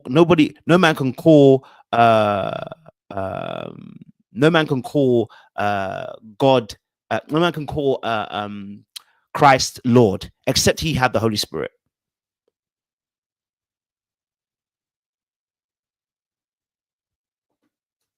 Because he seemed to love my boys. And he said, oh, those are my boys. You remind me of my mom. She was a single mom with 2 boys. And I would just love to help you and be there for you and be the man you guys need. Oh my gosh. So you know what? I want to, before we actually get deep into, the situation that took place with your husband, I think it's important to, talk about the impact. I'm actually happy you shared that, because, we had that we had a debate just the other night where that was a part of the conversation, because who you watch and learn from, that's discipleship. That's mentorship. Oh my goodness. That's who you are, in submission to. Yes. Under their leadership. You know what? That's so true. The thing about it is, now when you're discipling under somebody to make the most important decision in your life, this is how I choose my partner. That's the biggest decision we make. They have a lot of influence on our future and the future of our children. What do you think was the biggest takeaway from that content creator in particular that impacted you? What was the biggest takeaway, or what empowered you from? Now, if it be true that we say that listening to somebody is then our counsel, our discipleship, our submittance, right? I would say first and foremost that the problem isn't that Shira 7 isn't a Christian. Like, the problem isn't that she isn't a Christian. The problem is she's not using the principles of God. She's using manipulative principles. Okay. And so that's the issue. The issue isn't that Shira 7 is a Christian or not a Christian. The issue is that she's not using the principles that God would necessarily use, right? When we talk about manipulation in some aspects, what we're really talking about is the aspects of using dark arts, like I always talk about, right? And that is from a broken sense and a broken self, right? But if we're talking about choosing and listening to somebody, right, then someone like Shira 7, when she was hearing the message from Shira 7 about using some of the manipulation to get the men you wanted to get, why didn't her spirit prick up? Well, one, may be the case of the fact that you're actually closer to aligned to the manipulation than you realize. Number two, you know, your relationship with God might not have been as strong as you needed to be at that point in time to be able to properly discern that the message is not in alignment with what you wanted. But number three, also sometimes we want something so bad, we don't care. We don't care. You know what I mean? And so that doesn't necessarily mean that the person isn't a Christian. Once more, I want to make it very, very clear. Does not mean someone's not a Christian. It means that our maturity in Christ and certain things hasn't got to a better place. We need to mature those areas of our life, right? We need to kind of like, kind of smooth it out. That's what we're actually looking to do. You know what I mean? So again, it doesn't mean someone's not saved. Now, some of you may disagree with me what I'm about to say. I'm going to say this now. Nothing is keeping you out of heaven. The only thing that's keeping you out of heaven is that you don't believe in Jesus Christ being your Lord and personal Savior. You are going to see people in heaven that you thought yourself were complete sinners because they didn't live their life like a Christian. I'm going to tell you again, once more, there are going to be so many people that you probably will look at and be like, you are not getting into heaven. But you won't realize is the fact of the simple matter is the only thing that keeps you out of heaven is that you don't believe that Jesus Christ is Lord and personal Savior. Now, there are going to be different people because when you look at our lives and you look at people's Christians' life, right? God uses us all in different ways. And some of us have little faith, some of us have big faith, depending on what measure you've been given. And so some people's life will not look necessarily like the most fruitful life per se of a Christian. And you think to yourself, boy, are you really there? You might see them there. You might see them there. You know, you might see them there. The only thing keeping people out of heaven simply is that they don't have Jesus as their Lord and personal Savior. Every other sin has been paid off by the cross. So when you give your life to Christ Jesus, it has all been paid off. Can I say it again? All past, present, and future sins have been paid off. You die having sex and you shouldn't be having sex, you're fornicating, you're still going to go to heaven. I know some of you don't believe that because some of you are going to be like, how can you? But listen, let me tell you this now. That is in alignment with what the cross is. That is why, as Christians, we're talking about the fact that it's about relationship and it's about you drawing closer, because the closer you get, the more you become conformed to the image of the Son. So yes, I'm going to say it again. You could be wild up in here, do some crazy things up in here, and we'll see you in heaven. Now, someone might say, how can you do crazy things and end up in heaven? Well, human beings, unfortunately, some of us will listen to our flesh and it will dictate some of the behaviors that we have that will lead to consequences. But your relationship with him will still be the same. Okay. Now, unfortunately, as a Christian, you can end up being in spaces where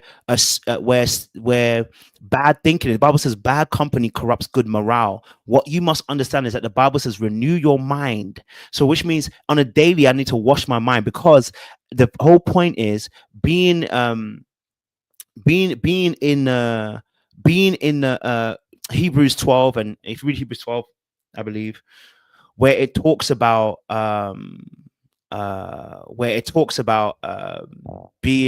running our race, right? It says we should throw off every weight that actually begins to hinder our run. And so what you must understand is that many people are in different spaces, and a lot of times we want to be able to nail people, but you're only seeing them as a snapshot of their life. So unless a person's completely denying Christ, I'm like, okay, if you told me that Jesus Christ is Lord and personal Savior, hey, I'm gonna believe you. What you need to do is make sure that you believe you. If you believe, you know what I'm saying to you? If you don't even believe that Lord and Jesus Christ is your personal Savior, then you got the problem, because I'm gonna have to just believe you for what it is. I don't know what's in your heart. You know what I'm saying to you? If we had seen David at his time, we might not have said he's not of God. You know what I'm saying to you? So what I say is this: listen, at the end of the day, what I would say is for you personally to know in your hearts of hearts, is it that you have a relationship with Jesus Christ? Is he your Lord and personal Savior? You know what I'm saying to you, right? Is he those things? And so when we look at the gospel as what it really is, as she's now talking about Jesus, talking about the faith and everything like that, what we must understand is I'm looking at her as a snapshot. I do not know her on a day-to-day basis. I don't roll with her on a day-to-day basis.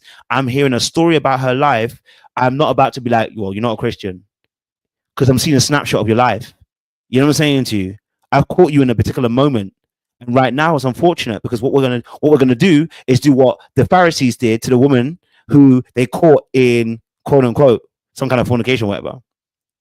You know what I'm saying to you? Right? Just you know what I'm saying to you? And it's like, well, let's stone her.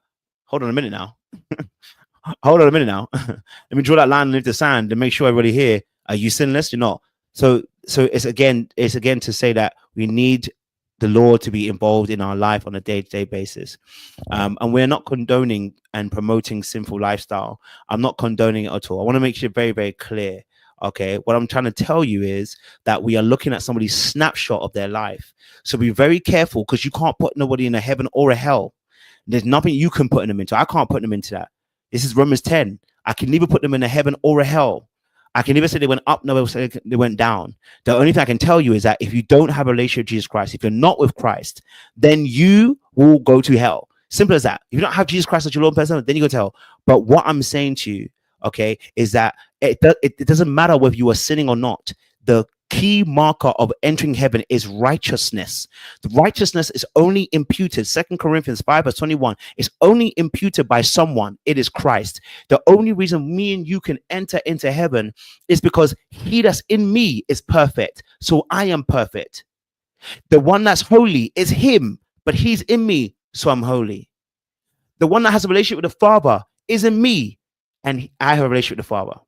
So that's why we're saying this. I want to make it very clear, because this doctrine is really important. So sometimes we see someone what she will need is more time with the Lord, more time with the Holy Spirit, more time with Jesus, to begin to, as the Bible says in Philippians 2, to work out her salvation. You get what I'm saying to you? Because some of the things that she's showing us now don't seem to be in alignment. You get what I'm saying to you? You know what I mean? Oh, okay. Well, I'm gonna make it very clear, Michaela. I'm not saying that you can do whatever you want. No, we're not saying you can do whatever you want. What I am saying is, even if you did want to do everything you want, right? Understand you will not go to hell. But then the question we'd have to ask is, when you love someone, do you just treat them anyhow? You don't. That's the whole point. When you love someone, you don't just do whatever you want to do, but you must also understand that how we relate to Jesus and the Father oftentimes is our mental state and what we've gone through. So when you realize that when the way you deal with God, oftentimes how we deal with our parents and what we've experienced from them, and that's how we treat God too. So some of us are treating God like a genie. Some of us are scared to have a relationship with God because we're like, can God trust me? Or can I trust God? Or, you know, can God love me? Can I love God? You know, because those are the things that we've actually experienced in real life. So again, it goes back to that place of understanding that first and foremost, the only deliverance you need is to read that word. That's what you need to do. If you're born again, you need to read that word, because that's going to renew your mind. You know, that's going to renew your mind. And so that's also important as well. Renew your mind. Someone said the grandmas want to do it. You know what I mean? Oh, okay. Okay. All right.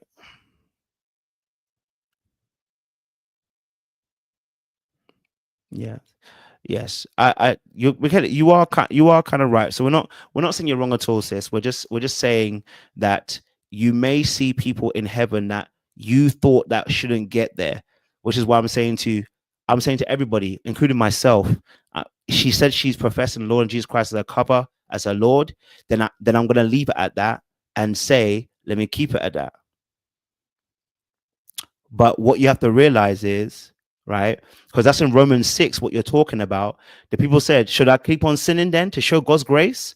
And Paul said, no, that doesn't mean keep on sinning to show God's grace. We don't need you to keep on sinning to prove his grace. You know what I'm saying to you? But what we're talking about is that we have people on different levels. How much you are showing that you love God through your obedience and for your ability to respond to his word and his call is about your relationship that you have with him. And so some people's relationship is a bit weak. And so you might not see that light so shining so bright.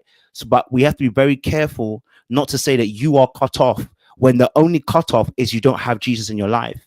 And that's a scary thing for a lot of us as Christians, because we are invested in behavior change, not in the Christ change.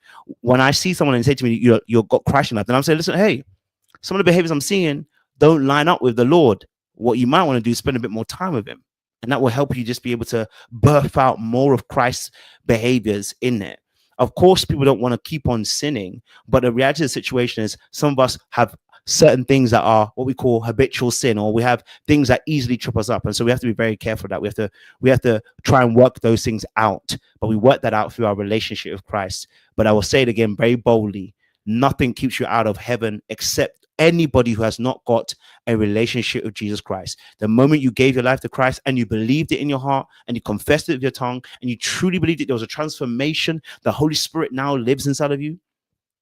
And as the Bible says, the Father, the Son, and the Holy Spirit make abode in you. Once you have that, you're saved.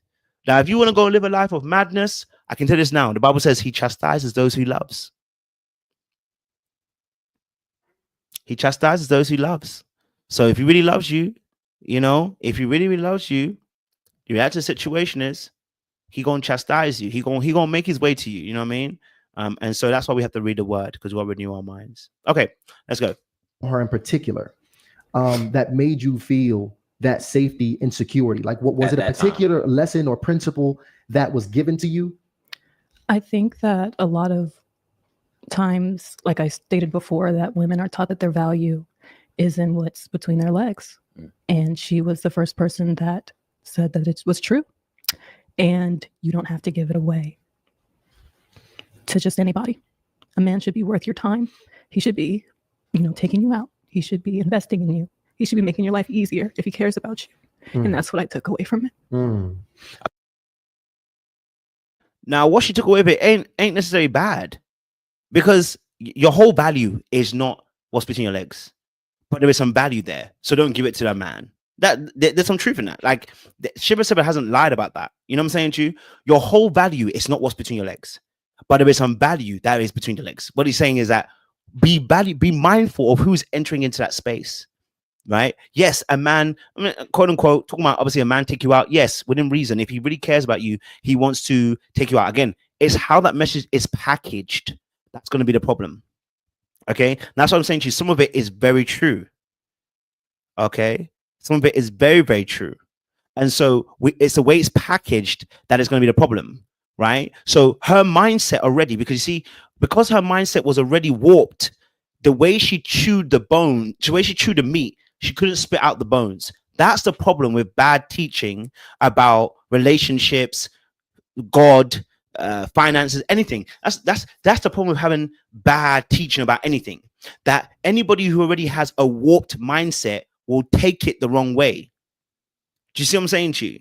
So it's important to give the fullness of the context of scripture. You know what I'm saying to you?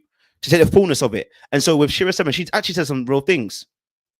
So there's truth in it. Yes, there should be value between your legs, but it's not all your value. Okay, your value is that because you're a human being, you should be valued in general, right? If someone loves you and cares about you, they treat you with kindness and compassion and care. They take the time to invest in you. But it's a two-way thing. You know what I'm saying to you? It's a two-way thing. I think that makes sense. I want to ask you this because, right now, hindsight, with where you are today, do you feel like that was the healthiest content to digest, or do you have any regrets in really watching that content to help guide your decision making? So funny thing about me is I don't have regrets. I believe that God is working in perfect order, in perfect timing, and there's nothing that happens that he has not approved or seen. And unfortunately, our family, not just our family, but our family in public have, especially my daughters, have had to be sacrificial lambs in the result of what has happened. And So okay, so she says something very, very powerful, which I think we need to clear up just so clearly, slightly, sorry. She said, obviously, that, she feels like, there's no regrets, and that God, approves of everything. And I'm going to tell you that now. So that's a lie. I'm not saying that she lied, but it's a lie. God does not approve of everything. There are even moments in the Bible that God doesn't approve, but Nancy doesn't say anything, right? He's silent on the situation, right? There are times where God can be silent on a situation, hasn't said anything, but doesn't mean he approves. Do you know what I'm saying to you? The choices when it comes to choosing partners, okay? God, for some people, and you have to, and this is where it becomes very tough. How God relates to you is not how he relates to me. You know what I'm saying to you? How God relates to you is not how he necessarily relates to me. So let me give you an example. God will say, for your life, God will be like, yeah, you can't go down that road. Yeah, where I want you to be, I ain't allowing you go down that road. Oh, but coach, you can go down that road. I will allow it to happen. That doesn't mean he approves. That's very different. The word approve means he agrees and says, yes, go on. That's amazing. Go for it. No, he can allow, meaning he can step back, or he can say, I'm not going to do anything about the situation. I'll let it to happen. Right? But within that space, we still have responsibility.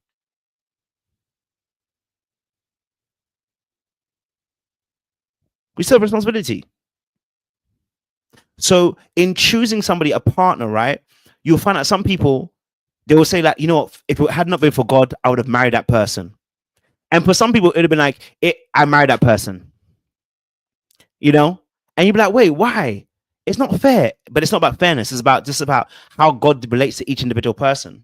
You know what I'm saying to you? But you still got to take accountability for your actions. You know what I'm saying to you? You still got to take accountability for your actions that you're taking in that space. You get what I'm saying to you? So it's like, for me, it's like listening. I'm like, okay, you may have no regrets, but I'm like, you should have regrets. Why would you not regret that? Why would you not regret those things? I regret. There's decisions that I make that I regret. So funny thing about me is I don't have regrets. I believe that God is working in perfect order, in perfect timing, and there's nothing that happens that he has not approved or seen. And unfortunately, our family, not just our family, but our family in public have, especially my daughters, have had to be sacrificial lambs in the. Now that's very odd, because number one, why would there not be regret? I have regrets. Yo, I look back at some moments, I'm like, damn, did I really need to do that? I shouldn't have done that. I mean, that was not the Lord. Okay, that definitely wasn't the Lord. You know what I mean? Like, I think back to Egypt, and I think some of the things in Egypt, and I'm like, some of the things I did in Egypt, I regret. Oh no, I regret. I regret. Okay, all right, I regret, and I'll tell you why. Because no matter whether God orders my steps or not, does not mean that every step I took was ordered by God. What I mean by that is that not every step that I took was approved by God. God can allow certain things to happen, but now I am in trouble for some of the steps that I've taken. When David killed Bathsheba's husband, oh, God could have killed David right there and then. God could have taken David out the game. So what should David say? Well, no regrets, because you know what? Hey, I got Bathsheba in the end, and the Lord definitely approved of my behavior. But you saw the judgment that came from him, right? Like, you saw the consequence of his actions, right? Like, so like, I'm still feeling the effects of Egypt. I can't run away from the effects of Egypt. Do you know what I'm saying to you? Like, there are consequences for my actions, and I regret some of those behaviors. You know what I'm saying to you? It's damaged me emotionally, some of those things. I had to rewire my brain, So how can we say that you don't have regrets? I'm like, how can you not have regrets and think that God approves? God is not approving everything we do. He may allow because of your brokenness, and how he knows that situation, he can turn it around to make it good for him. But you must understand that he doesn't mean he approves of it. Result of what has happened. And yeah. So now let's talk to me about meeting your husband now, because I can imagine after you watch this content, it's probably preparing you for the suitors that come into your life. how to vet them, how to manage them? Was he one of the early suitors? Yes. Was he the first one, or were there a few guys before him? He was one of the first few. And he pursued me heavily, which I liked. I think that women like a man that pursues and says that, you know, I want you. And you initially met him online? Yes, online. I'm sorry. Okay. We met online. I don't want to throw the website out there, but if people have been watching, then they know. You know, I don't want to make the website a bad place. That's not what it's about. But we did meet online. Yes. I get it. And you meet online. You set up a date. Yeah. Okay. And first date goes well. The first date went amazing. He felt like my husband. What about, you know, the experience with him made you feel so comfortable? I don't know. I don't know what it was. I just felt safe. I felt like he was my husband. I can't describe it. And he, even on our first date, he said, so what do you think about if we got married in 2 months? And I said, I don't know, maybe. And he spit out his water because he started choking like he couldn't believe I said, oh, maybe. Wow. But it felt so natural and so right. And yeah. How old were you at this time, by the way? I was 23 or 24 or something like that. And what was his She is still young. At 23, 24, she is still young. stage? 45, 43, 45, something like that. Wow. I don't know. Okay. So 43, 45, 23. So at that point, 20-year gap. The reason why he would have felt like a husband, okay, is because he was a father to you and you confuse father and husband. Now, I don't expect you to obviously know that at 23 years old because you may not know yourself that well, okay? What you're really realizing in that moment is what you're really not missing in that context is that actually sometimes people can feel like feel perfect for you because they are singing the same song you sang as a child. So what we call that is familiarity. Someone says a familiar spirit, familiarity. Someone say generational curse. I say generational patterns. Okay, so we can mix psychology and the spiritual realms. Understanding that certain men will feel normal to you or feel like they are your husband because of the trauma you face, and they actually are singing the same song that your father sang. So your father that was in that space who unfortunately sexually violated your mother, and then was then obviously said, you know, if you even tell me about this kid, I'm going to be out. What you don't realize is the energy is being purported, it's being represented once more again. Okay, or someone might say the spirit, I say the energy, or I say the character of the man is repeating the same cycle, and actually you are becoming familiar with it because you've experienced it in some shape or form. Oftentimes people who have absentees or fathers can choose men who have the same level of coldness with them or the same level of discardment that their fathers had. And same with men choosing women who are very similar to their mothers, right? So you have to realize that a lot of us are choosing people a lot of times based on what familiarity we have with that particular type of energy. And so, yes, it can feel like you're a perfect man. He's around 20 or so years older. Yes, he's 20 years older. Now, being a young woman at that time, 23, did you have any reservations about his age, or was that a concern at all, or was that just a typical right? Okay, so I didn't get introduced to dating older men until I started watching Share 7. Now let's pause it right here because what we're not going to do is put on Share 7. Okay, all right. So you know we ain't gonna put on Shira 7 because you were dating men that are a little bit slightly older than you a few years ago when you had your first child. So of course the 20-year-old gap, yes, is a massive one, but the guy was a few years older than you when you had your first child, right? So but putting it onto Shira 7 is avoiding accountability, okay? Because have you noticed that none of the time she's actually saying, hey, but you know, I made this choice and it's on me to no, she's gonna try and put it on someone else as the reason why she's doing what she's doing.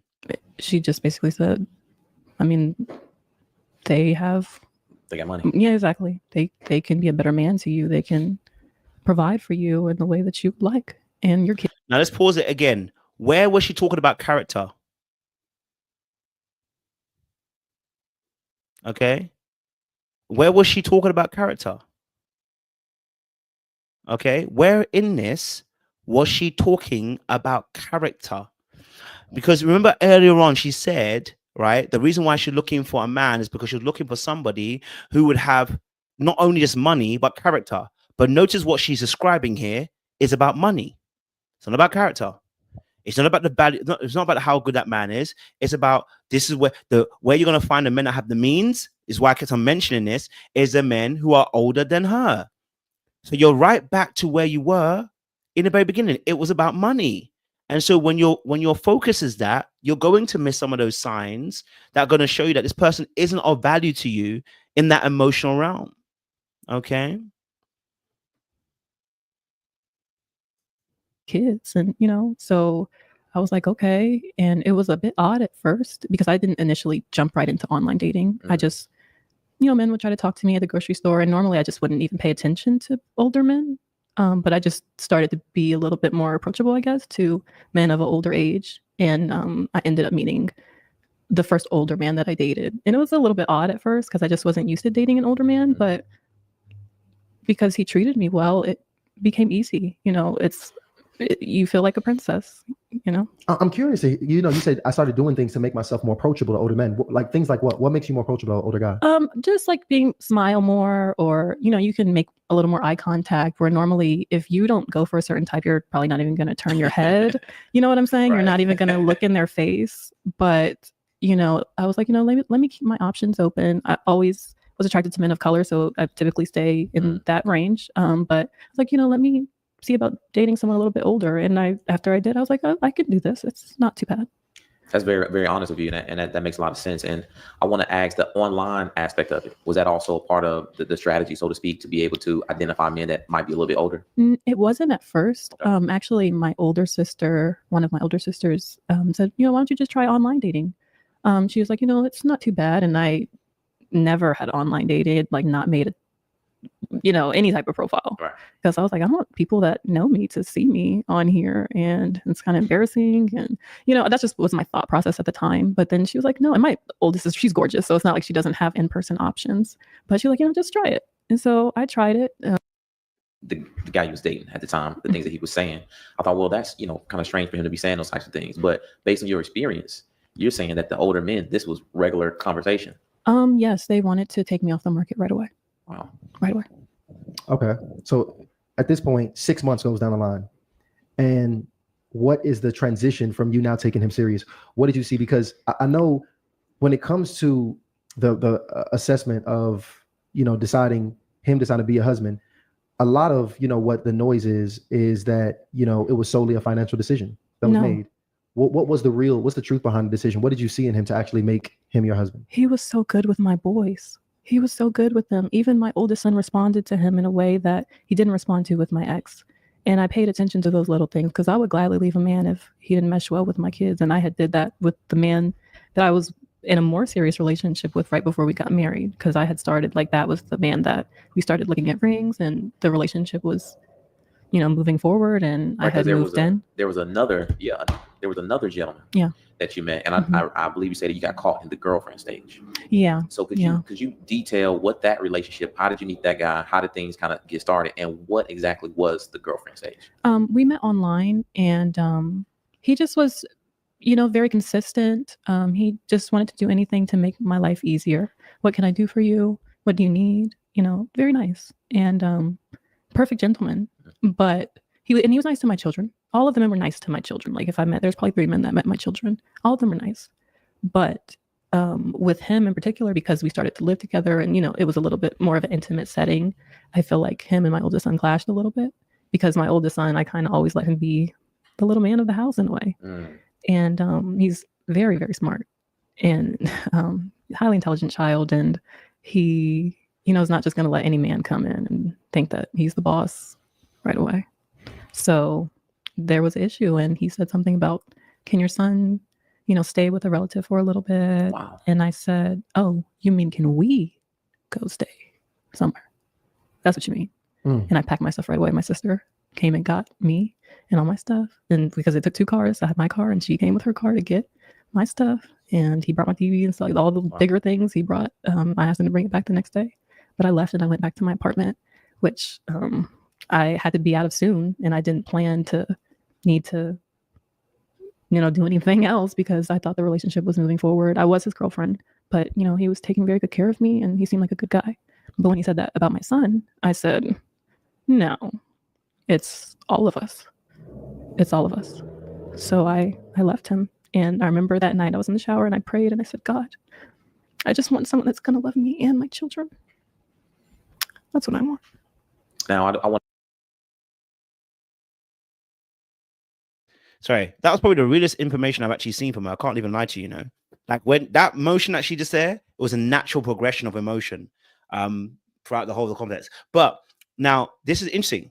So we're going to go slightly backwards, go forwards, because we are, yes, you're right. Listen to the behaviors that she's doing. Listen very carefully to how the story is. I'm going to go slightly backwards and go forwards again. Just listen again. And he said something about, can your son, stay with a relative for a little bit? Wow. And I said, oh, you mean, can we go stay somewhere? That's what you mean. And I packed my stuff right away. My sister came and got me and all my stuff. And because it took 2 cars, I had my car and she came with her car to get my stuff. And he brought my TV and stuff, like all the bigger things he brought. I asked him to bring it back the next day. But I left and I went back to my apartment, which I had to be out of soon. And I didn't plan to need to, do anything else because I thought the relationship was moving forward. I was his girlfriend, but, he was taking very good care of me and he seemed like a good guy. But when he said that about my son, I said, no, it's all of us. It's all of us. So I left him. And I remember. Now, I'm still not 100% sure, like,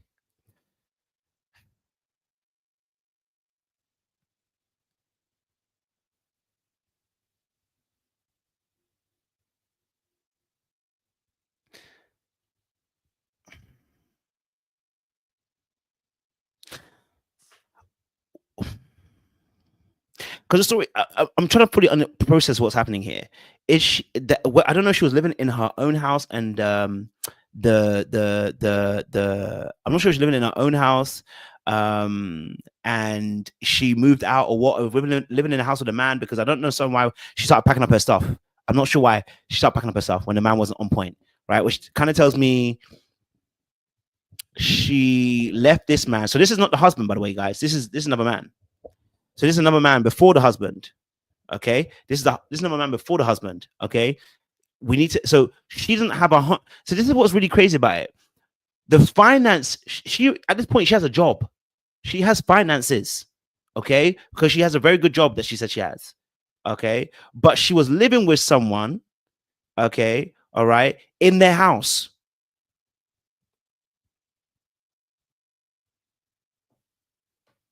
That night I was in the shower and I prayed and I said, God, I just want someone that's going to love me and my children. That's what I want. Now, I want to make sure that the audience is following us because we pretty much, I want to make sure we don't move too fast. But you have your second child, you're 21, 22, some additional time, 19, 22, and you're on the dating market, doing a bit of online. So we've gone from 17 to 22. We had 2 kids, and now we're looking to get married by 23.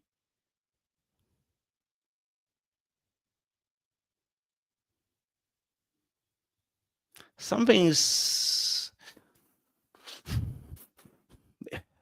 smells off, and I don't mean to, something's not quite right. Now, again, remember I said at the very beginning of this video, I said this: things can be true, meaning her origin story of what she's doing can be a litigation of bad choices. She could be doing bad things, but does not mean that what happened to her children is a lie. It means we have to investigate it more, but does not mean it's a lie. Can we say it again? It does not mean that the bad things.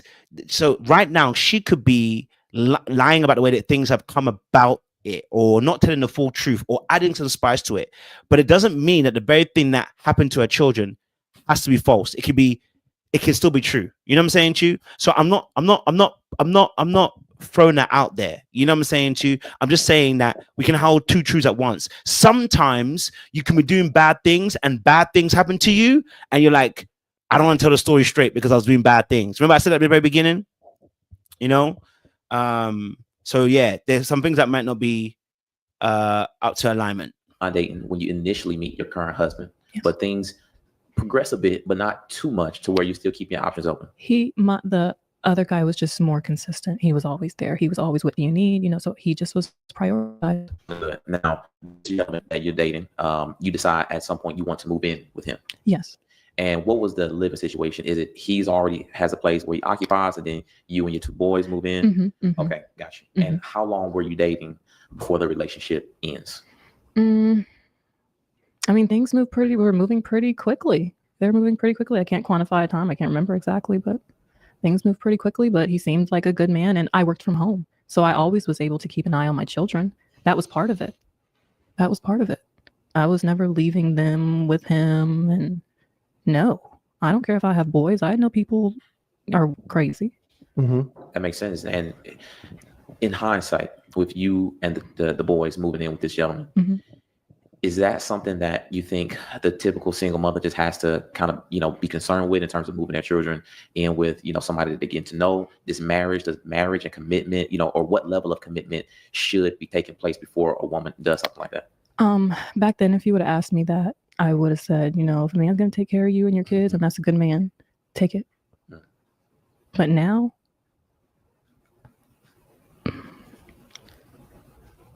it's hard to even have the words. You have to be so careful, because men are not just doing this to stepchildren, they're doing this to their own children too. And that's something that's just very scary and incomprehensible, to be honest. I understand. So now this situation that happens, because now you're back in your apartment, you didn't expect to be here. Yeah. And it sounds like now we got some financial issues taking place. Yeah. And so what's the solution at this point? It was crazy because when I prayed that night, he called me the next morning. It was random. Like, I hadn't talked to him in a few weeks. And I gotta pause it right there, because you see, we can question anything else, but this one we can definitely question, because when you start bringing God into it, we gonna question it. Okay, all right. Now I want you to pay attention to what happens here. I want you to pay attention to what happens here, because this is very important for any of us. Okay, right? She says she started praying. Okay, and immediately the guy called. Now, in the realms of YouTube, you might see it as calling it the counterfeit. What I like to call it is, if you read the Bible and the story of David and Saul, Saul sent a counterfeit, but we call her Micah or Mika. I think her name is it Mika? How you pronounce it? Okay. If I pronounce it wrongly, please let me know in the chat, right? He sent his daughter to be a snare onto David, the Bible says, right? To be a snare. So what you have to understand is, right, God can allow things for us to be tested with, right? Because what he's doing, he's refining us. Okay. He can allow certain things to happen. He can take a step back. He can say, listen, I'll let it happen. But the whole point is that you're supposed to keep on praying about these things. And also you're supposed to have discernment, because you're operating with God through the word of God. Now, that snare to David, let me just get scripture what it was. 1 Samuel 18 verse 21. The Bible says in 1 Samuel verse 18-21 says, I will give her to him, he thought, so that she may be a snare to him, so that the hand of the Philistines may be against him. So Saul said to David, now you have a second opportunity to become my son-in-law. So because David wanted to be a son-in-law of David, let me put that scripture on the screen so you can see it. So let's not play around with it. 1 Samuel 18 verse 21. I used to love the scripture. I can't even lie to you, right? It says here, I will give her to him. And in fact, let me read it from here, because they give a cross-reference of the scripture before. Now, Saul's daughter, Michael, however you want to pronounce it, loved David. And when this was reported to Saul, it pleased him. I will give her to David, Saul thought, so that she may be a snare to him, and the hand of Philistines may be against him. So Saul said to David for a second time, now you can be my son-in-law. Then Saul ordered his servants to speak to David privately and tell him, behold, the king is pleased with you, and all his servants love you. Now, therefore, become his son-in-law. Now, David wanted to become a son-in-law. Okay. David wanted to become the son-in-law of Saul. He loved Saul. Okay. She loved Saul. He loved Saul. You have to understand, he loved Saul. But within that space, what David didn't realize is that Saul had bad plans for David. But because David was to be a king over Israel, the way that God guided his life, very unique. Now, someone might say, I don't know, you're saying that maybe, yes, Jesus might not be leading her. And this can happen to a lot of Christians, where we make decisions that are not of God. That's why I said in the very beginning. Sometimes we make decisions that are not of God. Because someone would say, where was God when David decided to take out what's his name? I always forget his name. Bathsheba's husband, and I forgot his name. Someone might ask, David's Bathsheba's husband, what the heck? How was it that David was able to take out another man and kill him and take the wife? Where was God for him? You get what I'm saying to you, right? So Uriah, thank you. So there are moments like this that happens.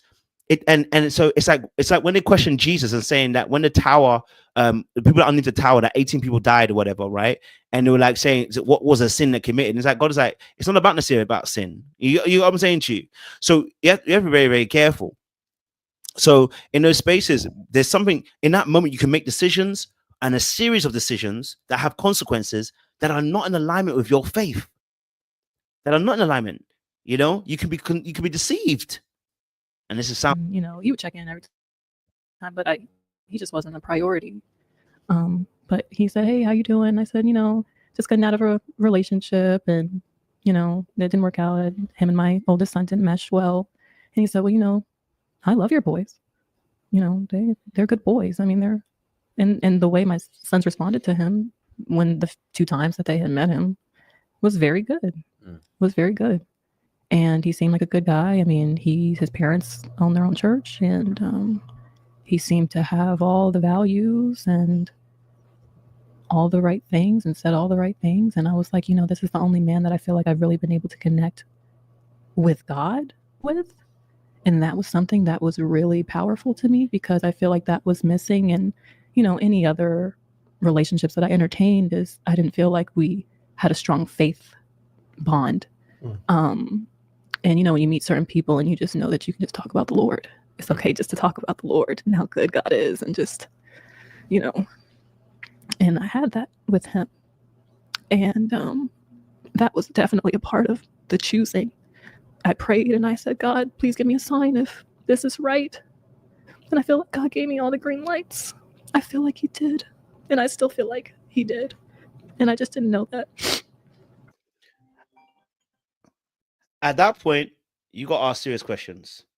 If you believe that God did these things, and he gave you the green light, we've got to review that. Now, you guys know my story. No, if you don't always know my story, right? Remember this.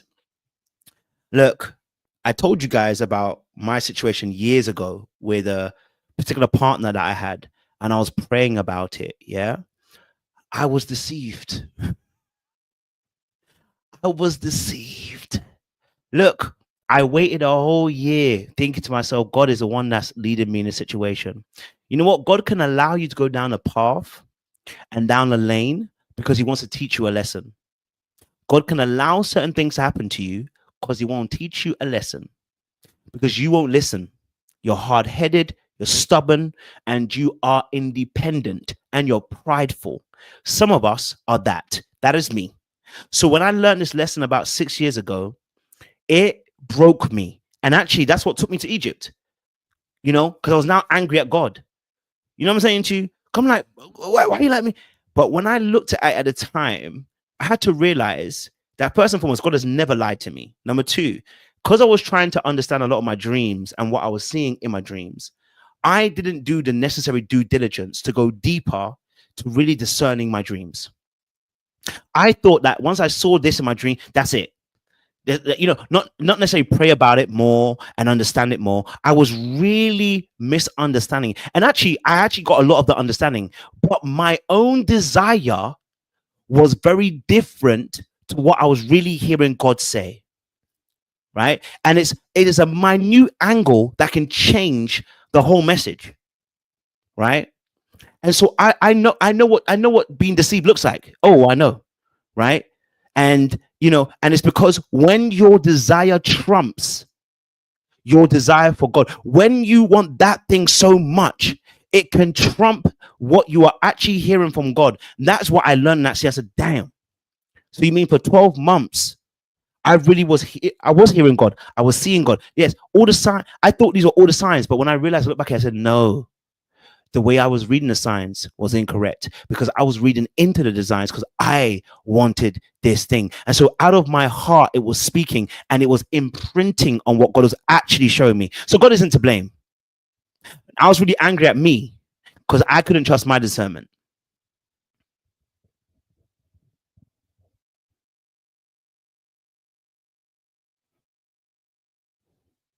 You know what I mean?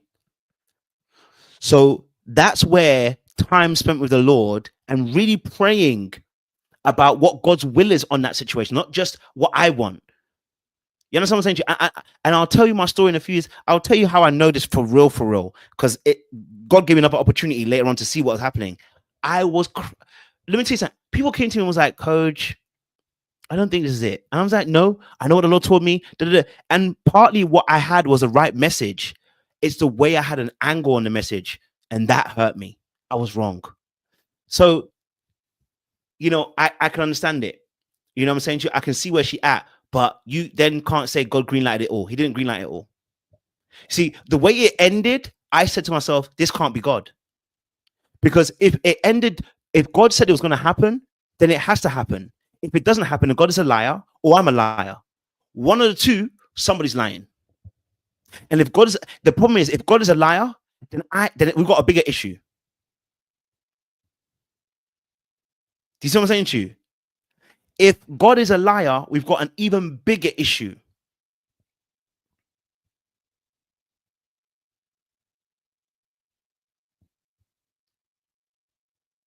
So I had to take a step. So at that point, realizing now, oh my God, all the signs I was looking at is because I wanted it to be the way I wanted it to be.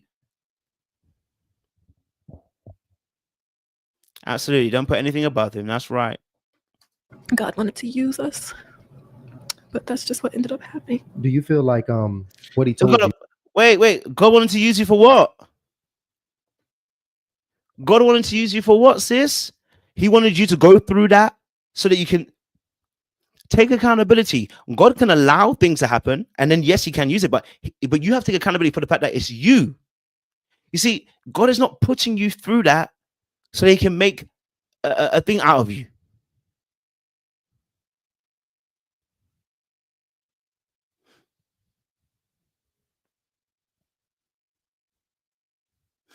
We're not in Job's season. And Job's season was really about, again, when we look at the patriarchs, we look at it as an angle of looking at what Christ is, because every story is about Christ. So every story of the Old Testament is actually leading up to Christ.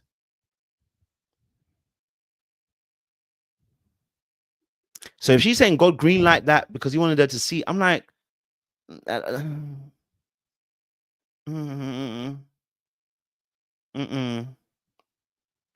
sis, you got to be accountable. This is your decision. Or that love that he said he had, do you feel like that was genuine love, or was that predatory? I'm unsure, because he didn't touch my boys. He did not. They've been interviewed. I asked them as soon as my daughter told me, and I always ask them, even before my daughter said that, because he's not their father. And I'll never trust a man 100% with my kids. I was always looking at him, even him changing our daughter's diapers. He would even say, oh, you know, I don't feel comfortable changing them because they're girls. Why don't you change them? Played the role so perfectly. He knew everything to say. But I almost wonder, did he want children? Because he really wanted children. That was a condition of our marriage.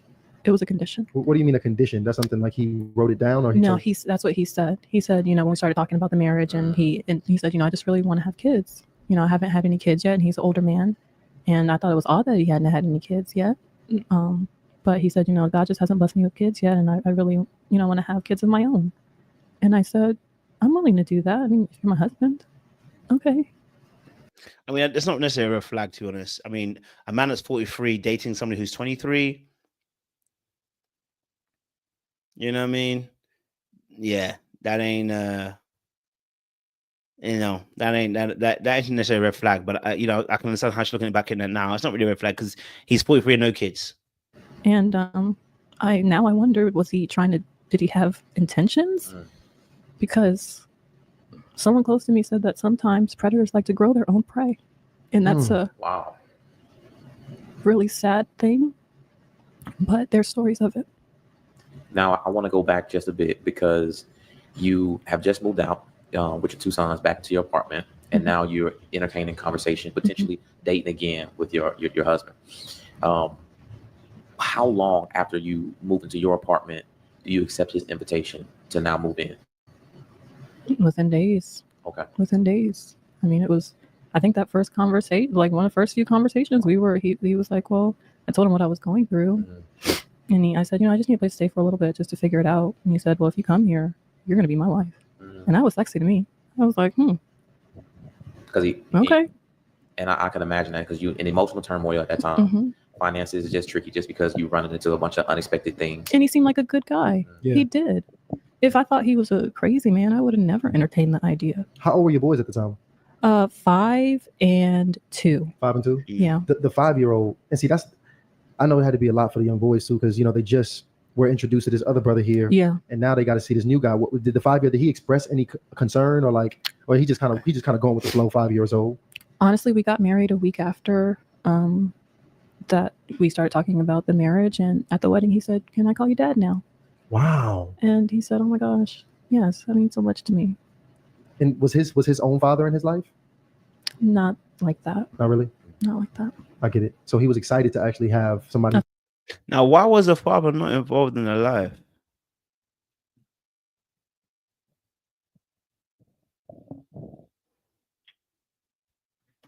That's a very good spot. I can't even lie to you. That's a very good spot. I didn't even think about that. That's a very good spot. That's very true. That is very, very true. That is very, very true. Very, very true. That is that is very true. Yes, it was a week before she moved into the next man's house. The mindset is all the way off. The mindset's all the way off. A week. Okay. A family. Dad and the family. I thought it was one of the happiest days of our lives. Wow. And that's from the time you moved in to the time you guys got married. How long was that? From the time we got married and moved in? Well, from the time you moved into his place. I didn't live with him before we got married. Oh, wow. So No. Better question. From the time from that phone call you guys had to marriage, how long was that? 1 week. It was a week. Okay. It was a week. And Now the man were like, oh, the man were like, wow. Yeah, that's a lot still, because it is a lot. It's a week. It's a week. It's a week. It's a week. So marriage, moving in a week. All because you want a home? I didn't live there until the day after. I remember moving my stuff in the day before we were getting married, and I didn't sleep there. I went to the hotel that he booked for me and my sister. It's a very nice suite. We had a beautiful wedding reception. I mean, he threw it together so cool. He was just like, here, just do what you want to do. And it was beautiful. It was beautiful. Do you feel like if you had enough money in your bank account to comfortably pay rent and other things, would you have made that decision? Probably, yes. Okay. Probably, yes. Because I know sometimes, when money's tight, that has finances have a lot to do with our decisions. But I was making good money. And that's why I said I only needed like a little bit of time to stay. Even if I was to stay with a family member, I mean, it just would have been a little bit because I was making good money working for my family. So I knew I would have been able to find something. I just hadn't had to plan to move so quickly. Yeah. And I moved my stuff in, went to the hotel. And the day after we got married, we went home. Wow. Started our lives. Now, I remember this because I actually went to watch her videos at the time, which she's now taken down. I don't know if I still did. I have the video. No, I don't think I downloaded them. But I obviously had the videos. I watched the videos that she had made at a time, right? What was interesting about the stories that she actually told was the fact that at the time when he stated this, right? She said obviously she wanted to move, like, basically about moving in. He said, yeah, you can, but we need to be married first. Okay, we need to be married first. Now, she also just mentioned he comes from a church background. So I'm assuming that maybe the reason why he wanted to do that is because he don't want a church talking, right? Maybe he doesn't want a church talking. Okay. And so obviously now, she then you know, they get married within a week. But what she didn't get to say here, and I don't know if it's intentional that she missed it out. I'm not going to say it is. I'm just going to say she didn't actually purport it and say it here. And I remember this in the video, is that she went out and bought a ring for him. She bought the ring. Okay. She bought the ring.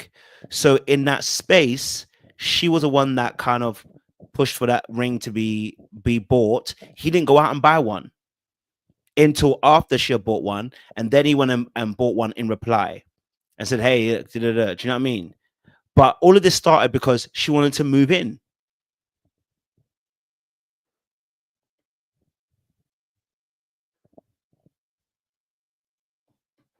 And at that point, when you agreed to the marriage, if you could, you know, give it on a scale to 1 to 10, how eager and excited were you to get married, or not to just get married to this particular gentleman, but just get married in general? I was over the moon. I thought it was my fairy tale. It seemed almost too good to be true. I just kept praising God, how good God was, that this happened for me and my children, and we were finally a family, I thought. And at this time, when you decide to make the decision and you go about, you know, informing your family, how did they receive that information? Now, here's my thing. This has not gone the way it needs to go. Okay. God hasn't come into this. God instructed you to go into this marriage. Okay. All right. We're now seeing the results of this marriage. Where is the soberness? Where's the soberness? Where is the soberness? When these situations tend to happen, okay, all right, when these things tend to happen, there tends to be some soberness that kicks in after. Like the person becomes sober and they realize, oh, you know what, I got it wrong. That was not God. But I'm not hearing any soberness. I'm not hearing somebody become sober after the decision that they made, realize it's gone so horribly wrong. Now we're going further down the line to be saying, you know, still blaming the other party, which of course he did. What he did is evil. And if you know, if everything that he said is true, then it's evil. But some of the decision making that she's made, they were shocked. I actually made my husband come as my ex. I made him come ask my mother for my hand. Wow. That was a requirement for me to marry him to me. And he did so, and he was very respectful and just said, I'll take wonderful care of your daughter. She'll never have to worry. And her sons, they're mine now. And he said all the right things. And my family was there when we got married. I mean, I think they were like a little hesitant because of how quickly. But he seemed like he really loved me and my sons. Was that the first time that you ever had a man to not only profess his love for you, but to also profess his love for your two boys at that time? I would say that men always would try to be nice and, you know, just because, but I felt like it was, they wanted me. You know, I'm going to be nice because I want her, not because it was genuine. I could tell he really wanted to be a dad. Wow. He really wanted to be a dad. And it just showed. It just showed. And everyone was so excited. He bought them all new toys, picked out what beds do you want for them? Do you want to do their room? Whatever you want. Also, he was very serious about getting everything set up. That man at action. That is something women respect. When was the point that you started seeing some signs that things might not have been right with him? It's the first red flag.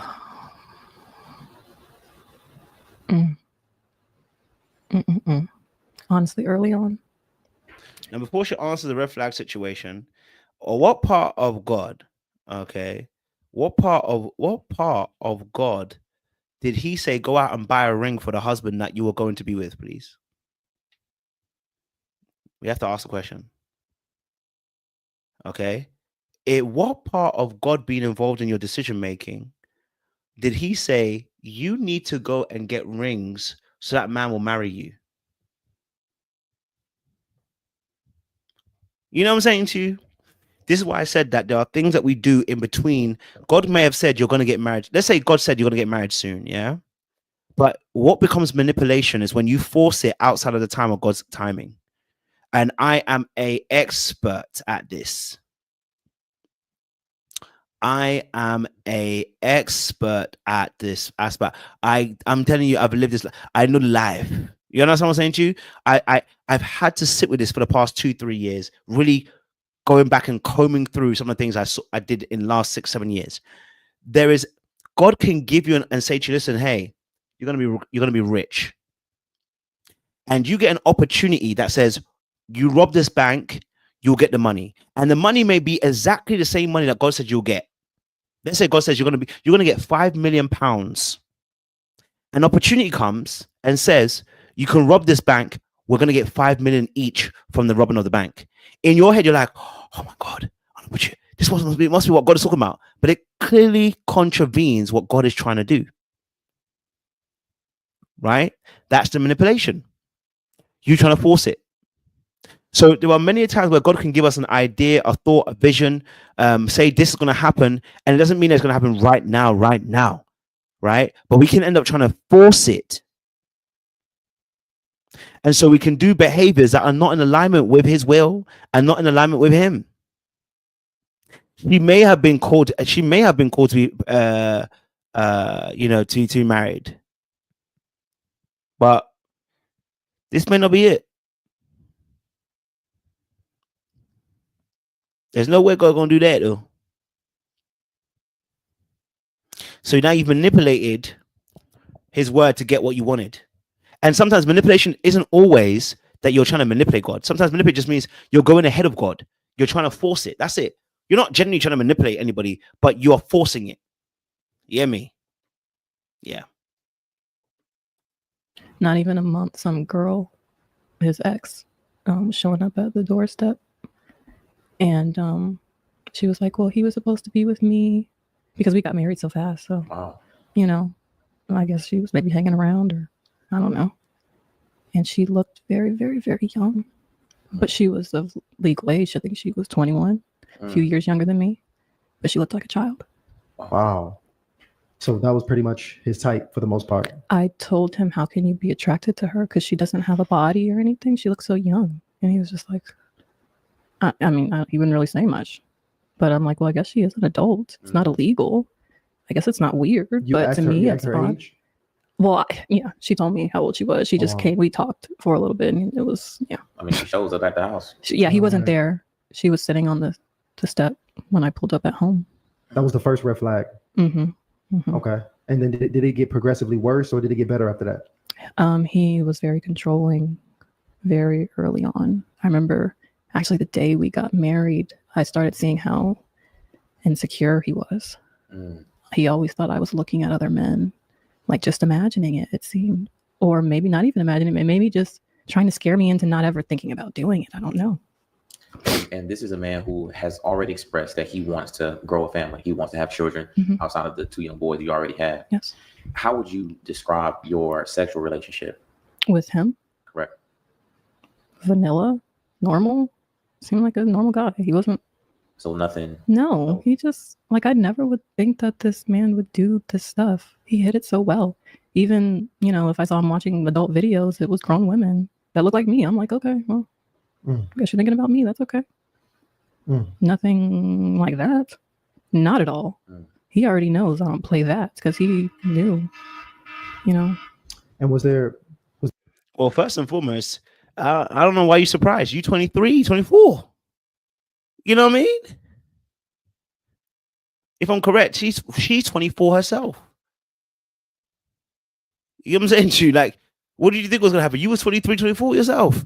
What did you think you was? Do you know what I mean? You talking about red flag? That's why I said it's not. It's like you're saying red flag, but baby, you 23 yourself. You still young. So that again, something's not quite right here. So you know what I mean? Like you okay, 21, okay, but you 23. So so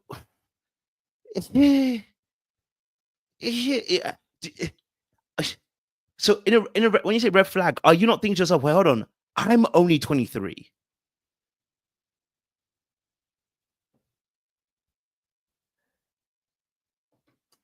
Was there any level of aggression or anything that ever became violent towards yourself? Like, did he ever have any of that energy towards you? He never put his hands on me like that. No, he never put his hands on me. He was not physically abusive to me, but he was sexually abusive. I guess that is physically abusive. Okay. But when he first, what people have to understand is marital, I don't even know how to say it, marital R word is never talked about. And it's a real thing. And I think I read it didn't even become illegal until 1970 something. Mm-hmm. So you have to think he may have grown up. This is a normal part of life. You own your wife. And he would use scripture to manipulate me. You know, your body is not your own. It belongs to your husband. Wow. And, you know, that type of stuff too. And he would gaslight me. And I would be crying. Like, first it starts off, you think, oh, you know, he's just trying to have sex and I just don't want to. And it's like, you know, I'm telling him no. And, you know, you think he's playing at first. And it's like, no, I'm serious.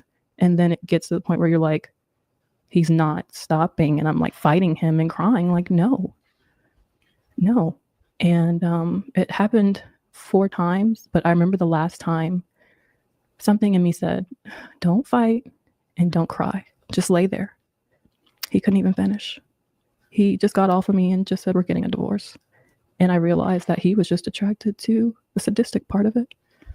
Hold on, wait. So you used to fight? That's quite interesting, actually, because her tone here is very different, right? And actually, I kind of believe her in this part. I can't lie to you, because of the way her tone is very even. You notice how she's not doing the whole voice. She's not doing you know, the whole thing.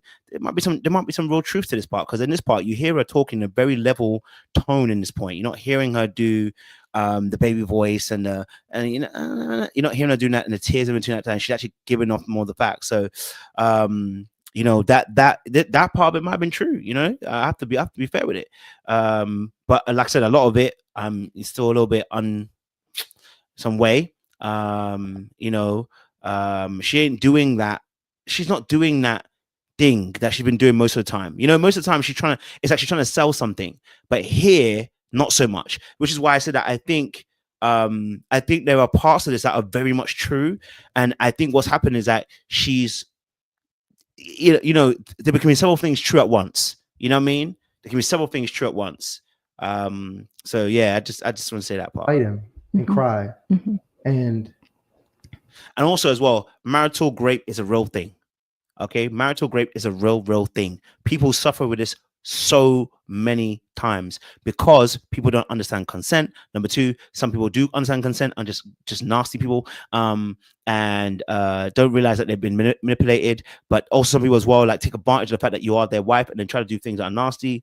You know, as well. You have to understand that, listen, it doesn't matter if it's your wife or not. You're not entitled to their body, right? You're not entitled to having sex. You're not entitled to just have it whenever you want to have it. It is still a requirement of consent when you are married. Okay, all right. I know the Bible does say do not deprive each other, but it doesn't say rob the person either.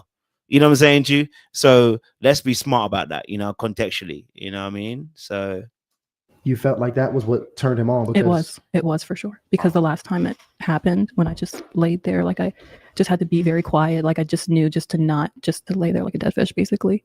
And he just couldn't even finish.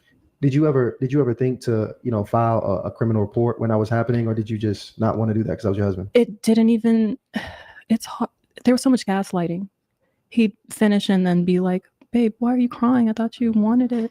And hold you and rub you, and I love you so much. The next day, you and the kids everybody's getting new clothes, and you know, and you're thinking, my husband is a good guy. You know, he's not. You know, and I am his wife. I mean, my body does belong to him, and it says in the Bible. So, what am I complaining about?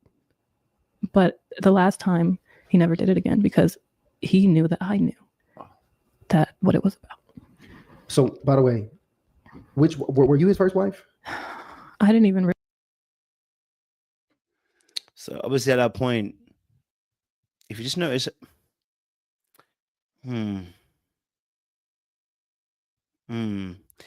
that response just threw me off a little bit, just a little bit. But again, I want to be very clear. Not every behavior is going to be considered quote unquote normal. You've gone through an abusive situation, but he knew that I knew that what it was about. So, but This part here, which I knew that he knew what I knew it was about, felt a little bit strange at that point as well. And so I say that because, in a sense, almost like she found a victory in that space. So it just felt a little bit weird. But again, like I said, I'm not somebody who's been abused in that way, so my mind might not work the exact same way.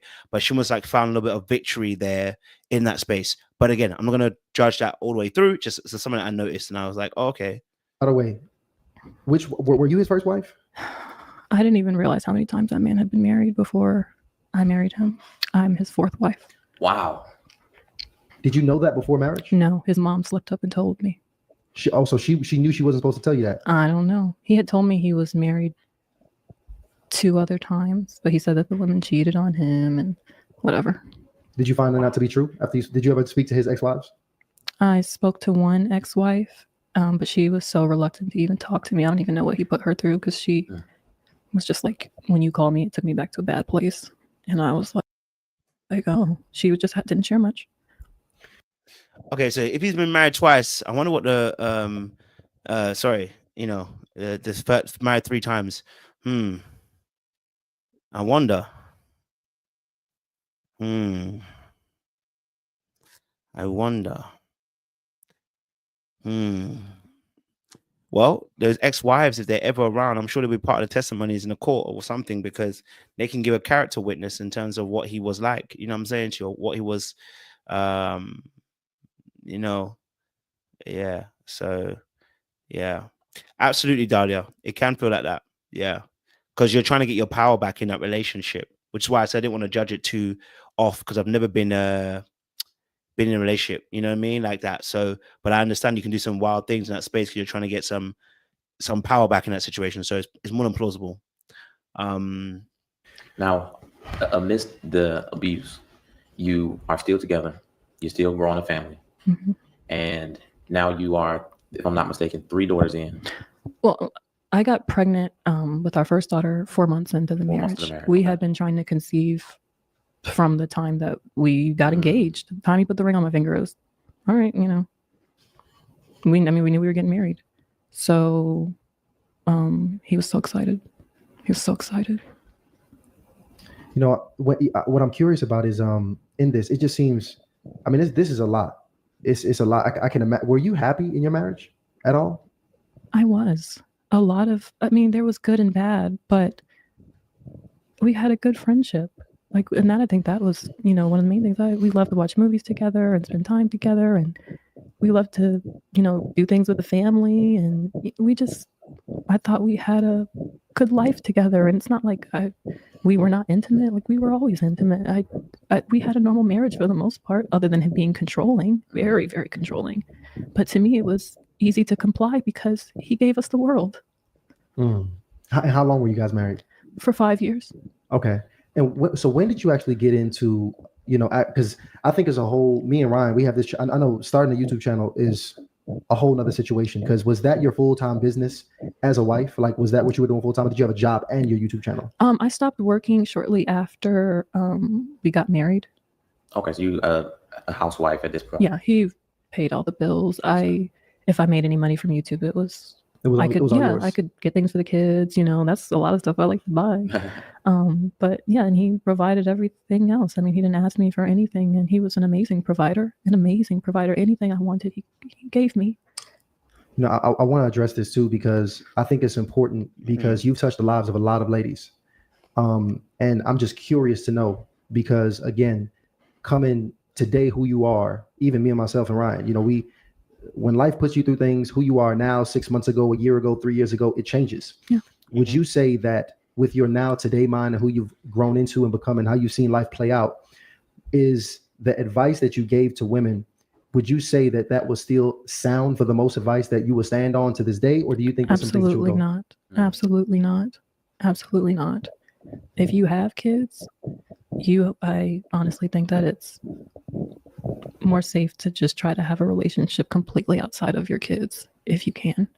That might look like you guys living in 2 different places, but and this is maybe just be my trauma speaking. Well, you're saying that if you're married to someone and you already have kids, you're saying that women should probably keep their kids 100%. I'm saying more so if they're dating. You know, If when it they're gets into dating. marriage, that's different. But like dating and living with men and doing that, like you should just not. And I was lucky that I worked from home, but can you imagine, you know, if I, you know, there's probably so many men just like, wait till she goes to work. And it's just sad.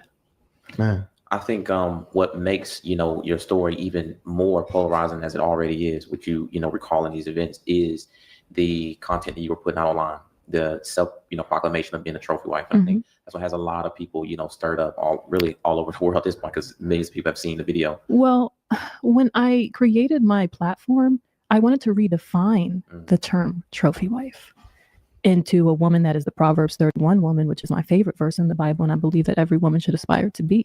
It's not just about how pretty you are. It's about, are you, you know, being a good mom? What are your values? Are you choosing a man of values?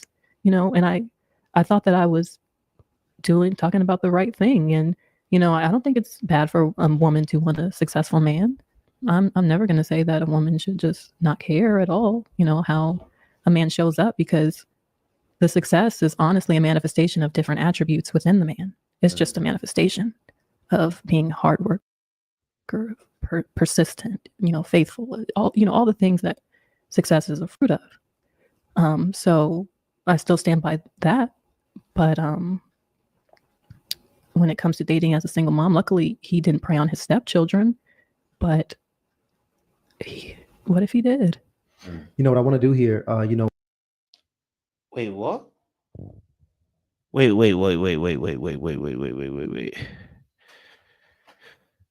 That's confusing. Okay, it's confusing because now obviously she started a YouTube channel, and that would have been after, I'm guessing after the sexual violence, right? So she wanted to teach people about how to attain a man like him, but the man she was helping to attain stuff, he was mistreating her and abusing her. So why would you want people to teach women how to get a man like him? Secondly, did you notice how she separated the two kids? Did you notice how she separated the two sets of kids? She said, luckily, he didn't prey on the stepchildren, because the stepchildren are her children. Now, they're all her children, by the way.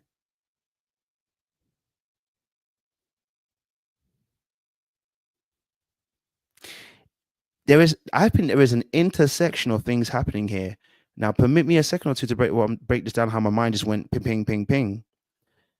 She has 2 boys, 2 girls, right? Now, the 2 boys are her 2 sons from 2 other men from another relationships. The 2 daughters, quote unquote, are from this husband, this marriage that she's in. Okay. Now, we already know her situation with her mother and how her mother treated her. What we have not discussed is also how women can also perpetuate the very abuse that they've been abused by. So what can end up happening is that some people can become mothers and they have more of a, what I call a appreciation for the boys, because the boys can become protectors for her in the future. She knows if she manipulates her children, I mean that in the most loosest way, not manipulating like a necessarily bad way, but get those young boys to be protectors, she'll have 2 strong men societally who can protect her from any future harm in future. Those boys will defend her. The reason why I say that is that earlier on, she actually mentions about how one of the boys, the oldest one, did not like one of the partners and was very smart and clever, she said, and he basically protected her from that man wanting to relationship with her, right? And that one of the guys sent the boy away. Remember that story? Now, the situation, as she just mentioned here, why does she why does she make a divide between her first 2 and then the next 2? Because she had, obviously, I know she has a 3rd son, the youngest one, yeah, but the first 2 obviously weren't, but the other kids are his kids.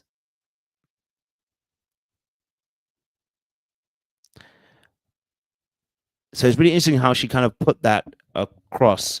Like she makes a delineage between the two, and it may be just because she's trying to help us with the story. It may be. It's just the way she did it and separate it. I was a bit like, what?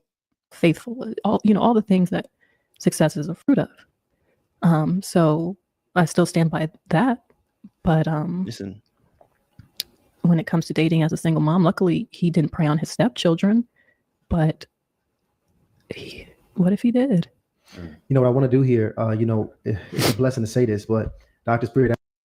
so when he says, and so she said, obviously, luckily he didn't prey on his stepchildren. And I was like, okay, why did she say stepchildren when, of course, I know it's a stepchildren. Why didn't she just mention her sons, right? Or the sons? But it's almost like she made that delineage, and maybe it's just because she wants to help us with the story. I'm not gonna try to go too deep with it. But I was wondering, why did she mention the steps, just rather than saying her sons? You know what I mean? Like, but I wonder it's because the 3 kids are his, quote to quote to say, right? Are his, because she had it with him. So I was like, okay, so and she said, and she's almost saying it as if it will be even worse if he had touched the stepkids. That's what I was confused by. That's what I was trying to think. Sorry, that's what I was trying to. She's almost sounding as if it would be worse for him to touch stepkids. It's like it's worse if any of the kids get touched. You know what I'm saying to you? But why did she make a delineage between the two as if it's worse for him to touch the stepkids and not the ones that he touched, which are his kids? So it's like you've made a distinction between the two. And that part confused me. I mean, listen again. When it comes to dating as a single mom, luckily he didn't prey on his stepchildren. But what if he did? You know what I want to do here? Luckily he didn't.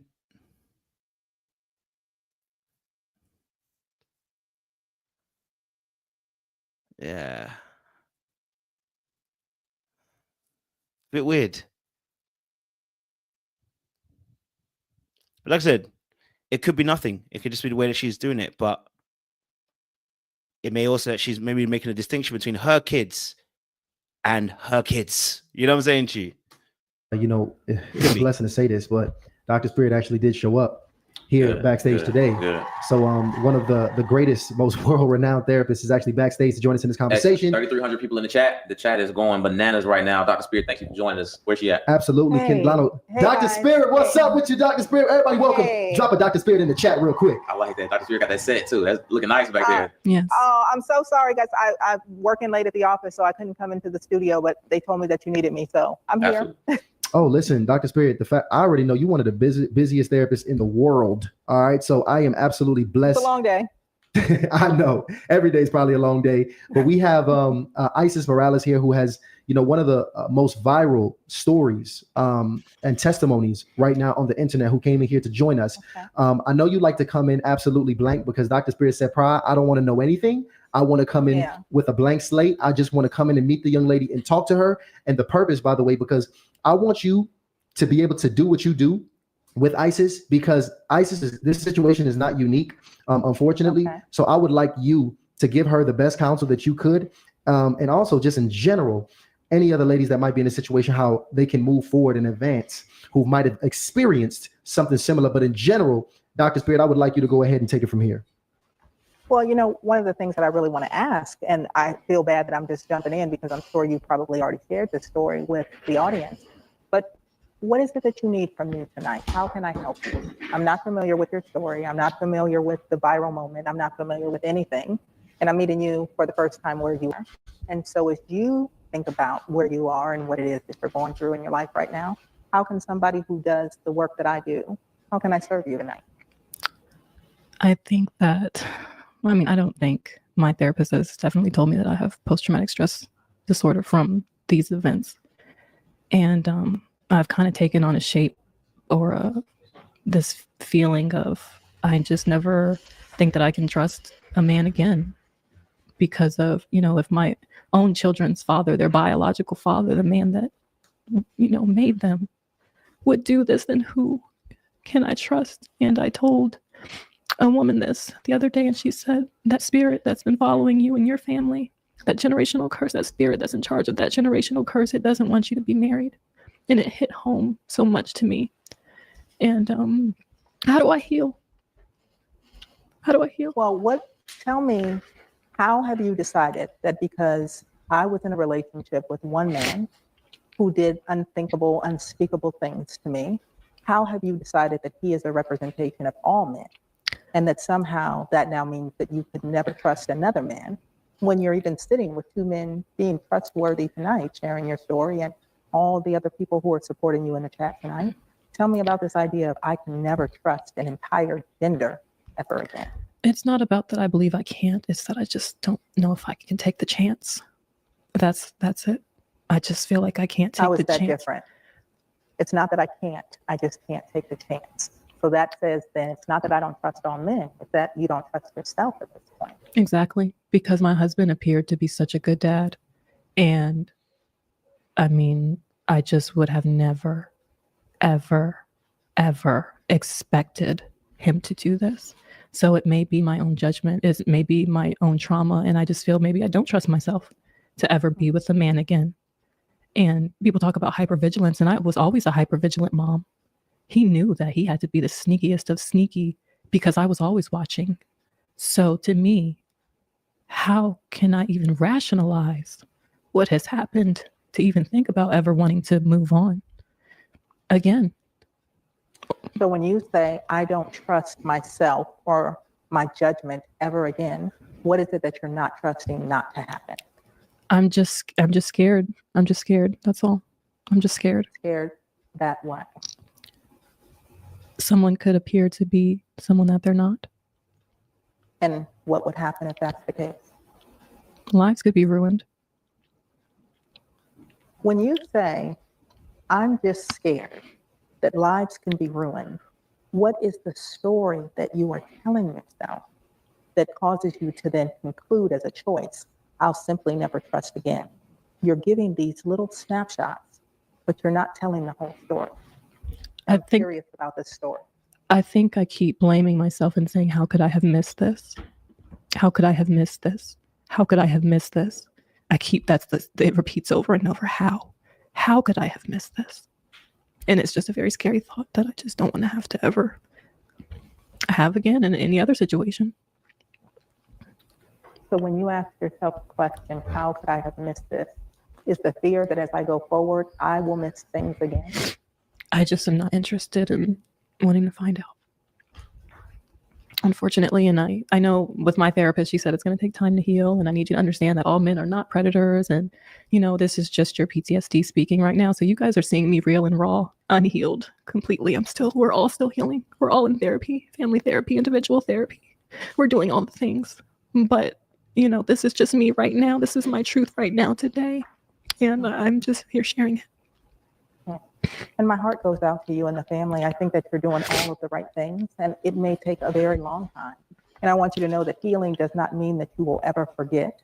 But the thing that becomes important is that as you are moving forward in your healing, that you don't tell yourself a story that stops you from finding the healing that goes along with this. Because right now, because one person that you were married to did heinous things, now you will block yourself in that space. But you're not telling yourself, I'll never have friends again. Yeah. You're not telling yourself that we'll never play with cousins again. You're not telling yourself that I don't have to worry about anybody else anywhere in the world. You have decided that one man who sat in the place of a spouse is somehow in a position that now makes you decide that only a spouse is who I need to be careful of. Only a spouse is who I need to be watchful for. And what I want you to understand is it wasn't about the role that he played. It was about the man that he was. And so as you are in your healing journey, what I want you to be able to learn is about how do you protect yourself and your children and your community from predators. Well, not every man is a predator. Not every woman is a predator. I do understand, and that has been a part of my healing journey is reading different books. I ordered Father-Daughter Incest by Judith Lewis Herman, I believe is her name. How to Keep Kids Safe. I forget the author, but I'm trying to figure out how I can use my platform to help women never have to go through something like this. And I recommend that, honestly, women need to have surveillance in general on their children.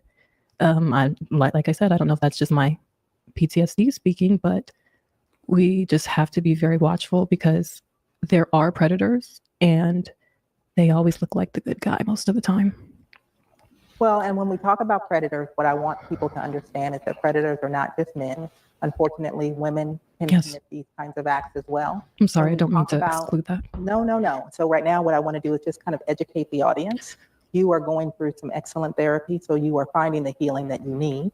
And what is important is that we learn as a community how to become stewards and protectors of our children. The reality is that 1 in 4 girls and an estimated 1 in 7 boys will deal with sexual molestation before the age of 18.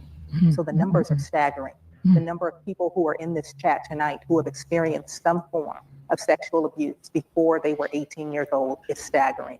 And that means so many people have not been treated for the post-traumatic stress disorder, for the depression, for the anxiety, and all of the other issues that come as a result of child sexual abuse. Yes. And when we talk about this, we also have to recognize, as you are hearing this story tonight, that it's not about Chester, the child molester. It's not about the strange van or the stranger in the neighborhood.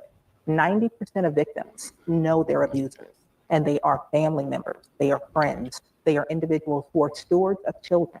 And until we become very educated about what it means for predators to seek out and get access to their prey, and what makes people have the potential to be victims, we will not know how to adequately protect our children nor ourselves. And that is the takeaway that I really want everybody to understand tonight. Thank you. There you have it. Dr. Spirit, I appreciate you for coming up here in such absolute short notice. Yes. And, just talking, to our sister here, because, I mean, this is a touchy situation. I wanted, obviously, we asking questions, and we're getting her story. What they think victimhood should look like. So Dr. Spirit, I want to get your help here, because for the people who are posing this type of question, hey, if you've already experienced this abuse, or you've already experienced some of these negative things, how could you continue to move forward in a relationship? Dr. Spirit, could you give us some context? If we were unwavering in abuse and we protected and stood up for one another, we wouldn't have victims stand in situations trying to take it to prayer closets, praying it away. My question would be, what are the psychological implications of platforming your experience? How do you navigate the backlash that comes with sharing your experience? Because like even reading the chat, like it's been like typed before it even like got live. So my thing is like, how do you steward that type of platform in a way that's going to bring you peace ultimately? My peace comes from God, because he's the one that's leading my steps, and that's been my prayer every day. God, lead my steps. And I felt like God wouldn't let me move forward in life until I spoke my truth, because it's just been swept under the rug for so long, generationally. And this isn't something that's just affecting my own family. This is affecting more families than we know. And it was important to share, especially in the wake of the Menendez brothers case and just all that's going on in the world with, all these predators being exposed. And Cat Williams was very prophetic when he said that this is the year. Time is up. This is the year. And I knew I had to say something. So I want to... That name drop of Cat Williams said, this is the year, like that you are also tasked with exposing. It's quite interesting. I listened, obviously wanted to make sure I listened for a little while, but that was also quite interesting to see, to see this aspect, because I'm looking at it and I'm going, now we got to a place where we are talking about, exposure and that person as well, who is Cat Williams. Obviously, we know he's renowned because of what he said this year. It's like, sis, is that what your aiming goal is? You know what I mean? You're trying to become that voice. I don't know, but again, it's Great question, Brianna. Yeah, great question, Brianna. Really, really great question, because this is a unique situation, Dr. Spirit. This ISIS has put out a testimony video that got 2.5 million views, something around at this point. So I mean, she's being inundated, I can imagine, with probably emails, comments, DMs, phone calls, everything. Phone calls. People family, just, people from elementary school. Oh my anybody. gosh, it's just been crazy. And I can imagine it's all types of emotions, right? You got the people who are, reaching out with love and support, and you got the other people who are pissed off, who are probably, calling you a liar. Be dealing with that whirlwind, of other people being involved in your business at this point, and you're a content creator. So the thing about it is that is your job, because you put them in your business as a coach, because you were really helping these ladies. So you almost had a responsibility to tell them these other things and involve them in your advancement. But this is a different. Now, what's really interesting is that You know that we said earlier on about Black Panther and Creed 3. Well, something else we didn't see. I watched some of our older videos. I didn't see this sudden sprinkle of Jesus. I didn't see it. You know, I'm not saying that it wasn't there, but it's just it's popped out of the blue. You know what I'm saying to you? So again, I'm a little bit, you know, I'm like, wait. This sprinkle of Jesus, we didn't never had these things beforehand. We never got to see it. So I guess when I watched the videos, when I watched them back, I never really saw myself. I never really heard much of the Jesus trope involved in that. But now we're getting a lot of Jesus. I know it was because the platform Hardly Initiated are very much now in their bag when it comes to Christianity and everything now. So it's really interesting. We never heard that angle, as you guys are saying in the chat as well. We never really heard that in her videos as well, in that space too. A bit like Trump can't really quote a Bible scripture. You know what I mean? Like, level of trauma and, you know, just energy even coming your way at this point. Dr. Spirit, I mean, what do you say to somebody going through something like that within that type of space? Well, you know, as I'm listening to you guys, I'm learning more and more. And for me, it's concerning because it's very hard to help people when you are experiencing so much trauma. And so as you are out here telling your story in a way that you are still unpacking it, in a way that you're still trying to process it in therapy, in a way that you're still trying to make sense of it and heal it. I don't know what type of coaching that you do, and I don't know how you are able to navigate actual healing while experiencing trauma on trauma. I mean, that tells me a little bit maybe more about your presentation, because I can hear it. It sounds like you're choking back tears constantly, but then your face and your affect doesn't show me. And maybe it's, I don't have my glasses on, so, you know, I can't. I'm trying to keep it together. So there's like so many different things that are happening that I would just say. That was absolute shade from Dr. Spirit. She said, no. Let me tell the truth of what I'm really seeing. Now, you said, obviously, that, you know, you got some tears coming out. You're choking back, but I don't actually see the tears. Doctor was like, now I may not have my glass on, so maybe that's why I can't see the fact that you keep choking tears. But there's very rarely any tears. We have seen on 2 or 3 times only that she's actually had some tears come down her cheek, and the amount of choking up she's done, I'm like, sis, I'd have thought you'd be crying harder by this by now. That was a read by the doctor, a very clever shade, very light, but it was like a creme brulee. The way she shaded her was like creme brulee. It was like, just as a creme brulee is in an oven, you don't want to open the oven too early, but you want to let it froth beautifully. So when you do take it out, it's very crispy, but it's also at the same time very delicate. And that's how she just delivered that. She delivered that way. At the end of the day, you don't owe anybody anything except for you and your children. So while I think that it's wonderful that you are wanting to platform the story and give the story voice, I want you to recognize that there are millions of advocates around the world who are already doing the work around sexual violence. I want you to know that there are many folks who are telling the stories and serving to protect individuals and to sound the alarm about sexual abuse, about spousal rape, about sexual assault. And you don't have to use your platform and you don't have to use your trauma in order to be able to stand in the gap for individuals if you know you still need to do your own work. And I want you to be very, very careful, because you will traumatize yourself in new ways, exposing yourself at a point in time when you are absolutely raw, when you don't have the answers, where you don't have the understanding, where you can't even make sense of it. So to put yourself out here, I don't know if it's a form of therapy for you. I don't know if you're just part of the generation where everybody says, look at my trauma, and everybody, we can just go through it together, and that helps me heal. It's not that. I'm not sure what it is. It's not that at all. But what I would say is, think about your wellness first. Think about your care first. And remember, you have plenty of time to be able to share your story and your healing and be effective with the world, but you have to take care of you first. And what I want to say is, I haven't uploaded any content. Now, that was very interesting, this response, because the doc was just saying to her, you can take a back step. You don't have to fight this fight. Like, you don't have to worry about trying to fight this fight. There are people out there who are fighting this fight already. Sis, you don't have to do it.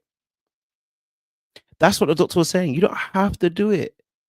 You don't have to go on the platforms and tell your story when you're not ready to tell this story. That's all she was saying. She didn't even like, honestly, it was some really good advice. But old girl kept on interrupting doctor to try and tell doctor, that's not it. That's not it. And it's like, sis,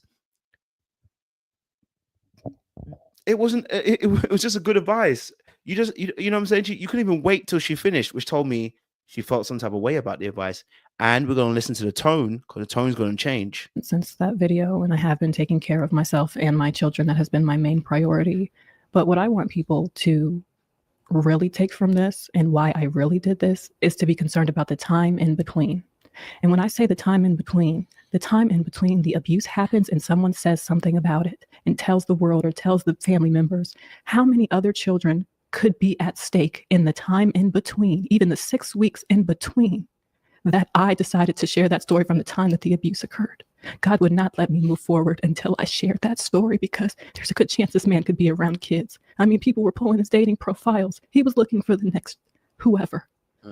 It's the time in between that the children are being hurt when people don't want to say anything. So I feel like I've had no other choice but to share this testimony, because it's not about me.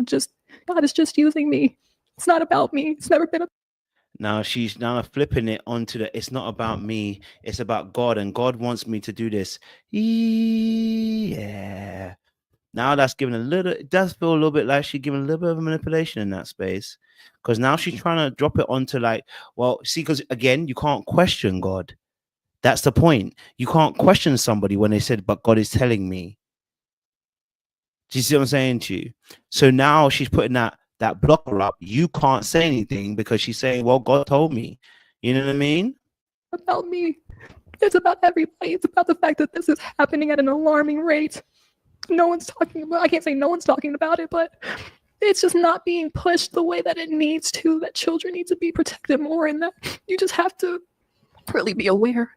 You know, you can't just be making certain decisions. It's just, I'm curious, since you told your story, have any other alleged victims come forward? Not that I've seen, no. Hey, yo, when she dropped this, when Dr. Spirit said this part, this is the part that really threw me, because I said, yeah, she's right, you know, because if somebody's willing to be so brazen to rear up children this way, their own children, and they are that, there probably is some children behind. There's probably some other people who have also suffered at his hand. And the fact is, your platform has gone to 2.5 million views, and nobody's reached out to you. I said,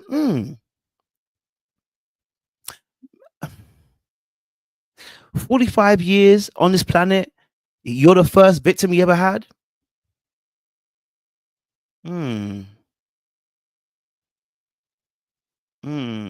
Okay. I said, okay. But honestly, people know to keep their kids away from him, and that's good enough for me. That's good enough for me. The reason why I'm asking, just so you all know and just so the audience knows, is that usually when we're talking about sexual predators, by the time a sexual predator is caught, they have often had many, many victims prior to. And so as we do sexual social histories, we really get into the cycle of abuse. There usually are decades worth of victims. If he was just caught now, I would not be surprised. I was asking the question because I would not be surprised if other victims started to come forward. I haven't seen anything. It's very common in situations like this. Wow. But you know what? Victims are often shamed. Now pause it, because Doctor was kind of saying something here. Again, I'm not saying I don't believe her. I'm just saying that I do see the point the doctor was saying. You know, and so what the doctor was kind of pointing out is like, hey, these people are not. This is if he's 45, okay, and it's not the first. You are probably not the first one. Okay, you are probably not the first one. And said, usually there is a trail of people. So what she was trying to say is that basically, sis, if no one's reached out to you and you're the first one, she's kind of like questioning it. Like, this is very odd case. It doesn't mean it's not true. Again, it doesn't mean it's not true. Just because someone doesn't fit a precedence of rules doesn't mean it's not true. But what it does mean is that she's gonna have to. The doctor's like, I need to look at this a bit deeper because wait, how come?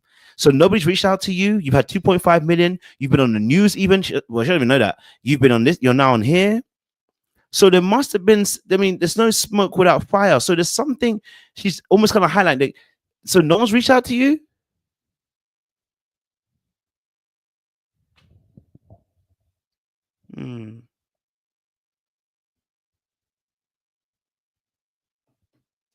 And that, like, yeah, I don't know if you all remember, even when Cassie came forward about how things Diddy was doing, and people said, oh, she's a liar. It took the video coming out for people to say, oh, well, maybe he was abusive. Maybe. People always victim shame.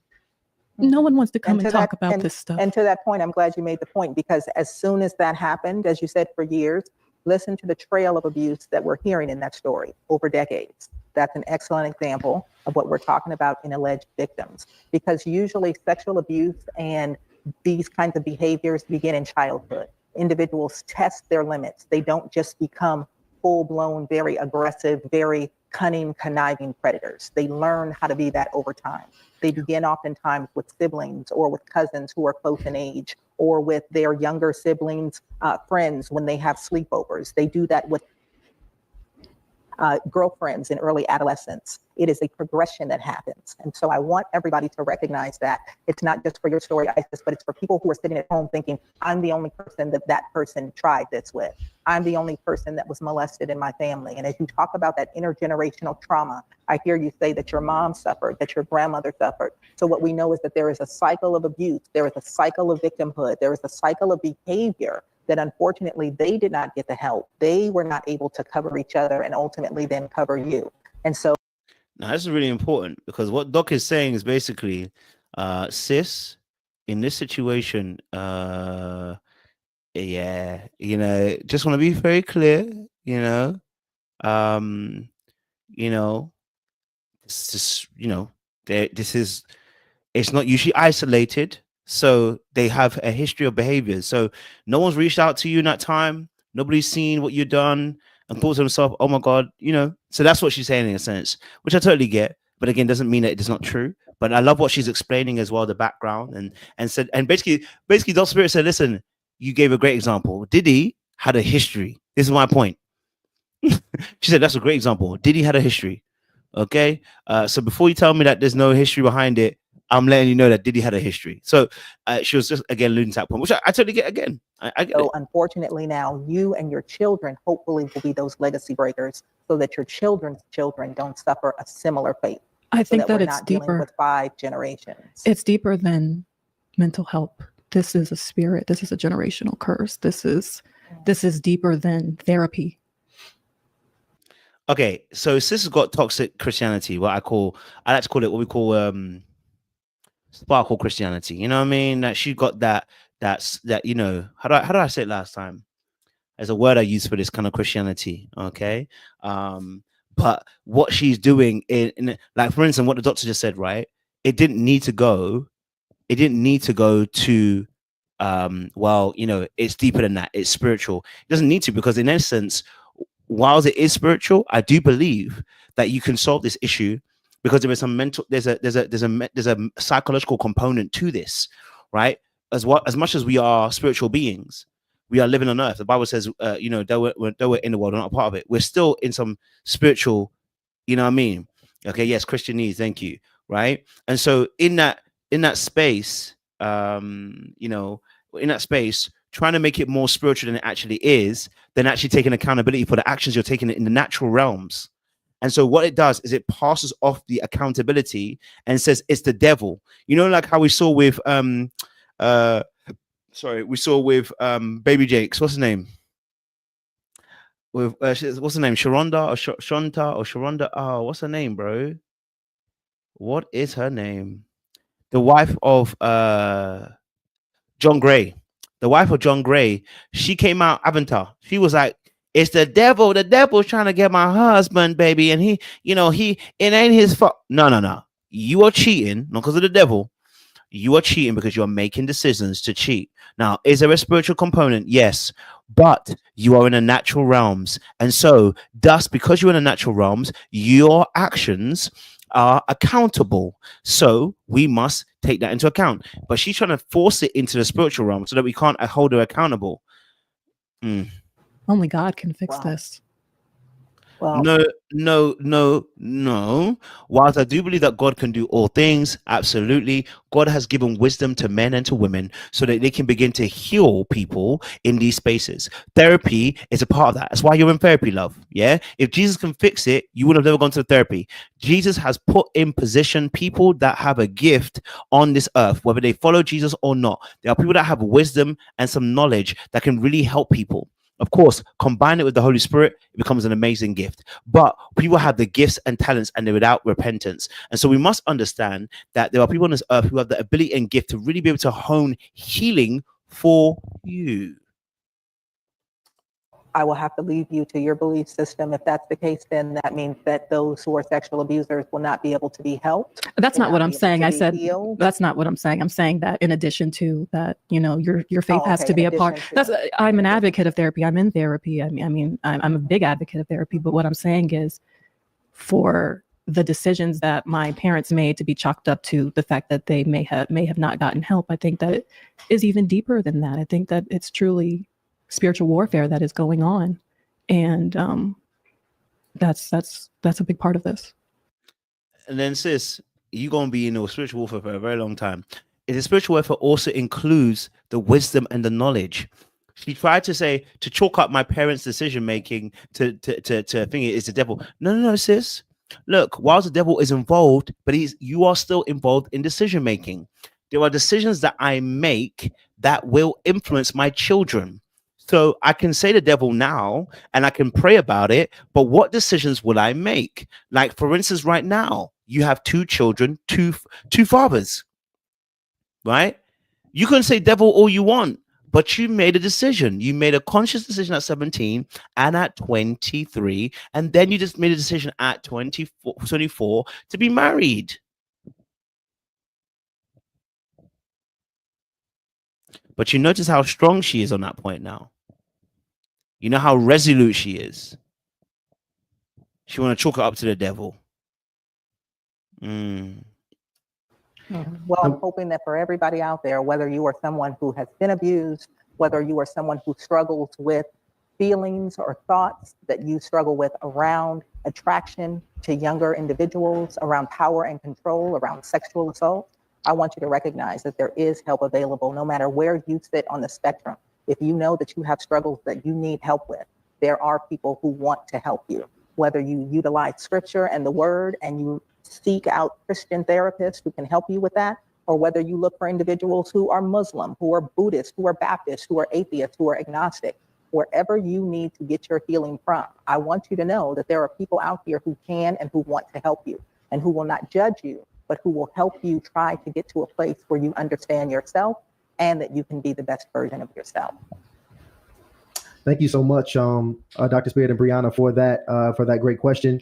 And I want to be clear here. I see this question just happening in the chat very often, and I want to just address it just so you can update the people as well, because most people are very upset when they hear these kind of crimes, and they're saying like, yo, why is he just not in jail? That's what I call and ask. The first few weeks I was calling and asking that, harassing them. Why is he not in jail? He's walking around free. He's a predator. He's a pedophile. He could be around kids. Why have you not arrested them? They said, we're very reluctant to charge these crimes. We have to do an investigation first. It could take months. There's it's going on the back end. So there's a complaint number, but not an official case number that the public can see, but they're investigating it. They've been investigating it from the day that I stepped into. So they're investigating it, but the number we can't see publicly, but she said privately, they've got a number for it. I don't know if anyone can confirm that. If they're investigating it, is a private number, case number that we can't see rather than a number that is public? Is that true? I don't know. I guess the sensitivity of a case will normally depend on that, but I don't know. Is that happening here, guys? Let me know in the chat if that's plausible. To that hospital. If people are not familiar with how the system works, that's how it works. These are mandated reporters. As soon as you go to a hospital, police are involved immediately. The investigation started immediately. The detective came to the hospital with Child Protective Services. They have all been involved in this case. So all the steps have been taken. Therapy has been started, all the things. And to clear the record, I know there's a lot of people saying that I'm doing this in retaliation to him filing for divorce. He filed for divorce 3 days after. 3 days after the investigation started, and I left him and took the kids. That was all he could do to try to get the kids back, was file for divorce. to get some type of custody. Understood. Before Dr. Spear goes, because I actually had a question for Dr. Spear. No, I don't want that. Who said Dr. Spear going? Oh, okay, no, okay, my bad. What is it? Well, yeah, he can let me, I want to bring Brian up. said he was cutting me loose. I want to have. That's I'm gonna have. We're why- gonna have one more. We're gonna have one Let's more go. caller come up before we're gonna in the hotline. We're gonna have one more caller come up. But go ahead. Well, because I'm reading the super chat. Like shout out to High Tolerance. My kids are going to be around. And when I come to the conclusion, it's really around nobody because I'm like, I keep creating more and more rules about who's going to be around my kids. And then my standard gets so high. I'm like, well, damn, I guess I'm going to be the only person around my kid. But I know that parents laughing and joking, and they know that there is that one person who says, I will not come to the house when so-and-so is there because you all know what he did to me. And most people are so paralyzed, they don't know what to do, and they will turn and isolate the victim and rally around the same person who perpetrated the acts because they don't want to stand up and deal with it in their family. So we have to get better. We have to become more educated, and we have to be willing to have these very hard conversations. What I do want to ask Dr. Spirit, and I take full accountability for bringing men around my children. In hindsight, I wish I would have just made different decisions to where I never put myself in a situation to even have to, I do wish I would have made better decisions. But being a young mom, I mean, I made mistakes. And I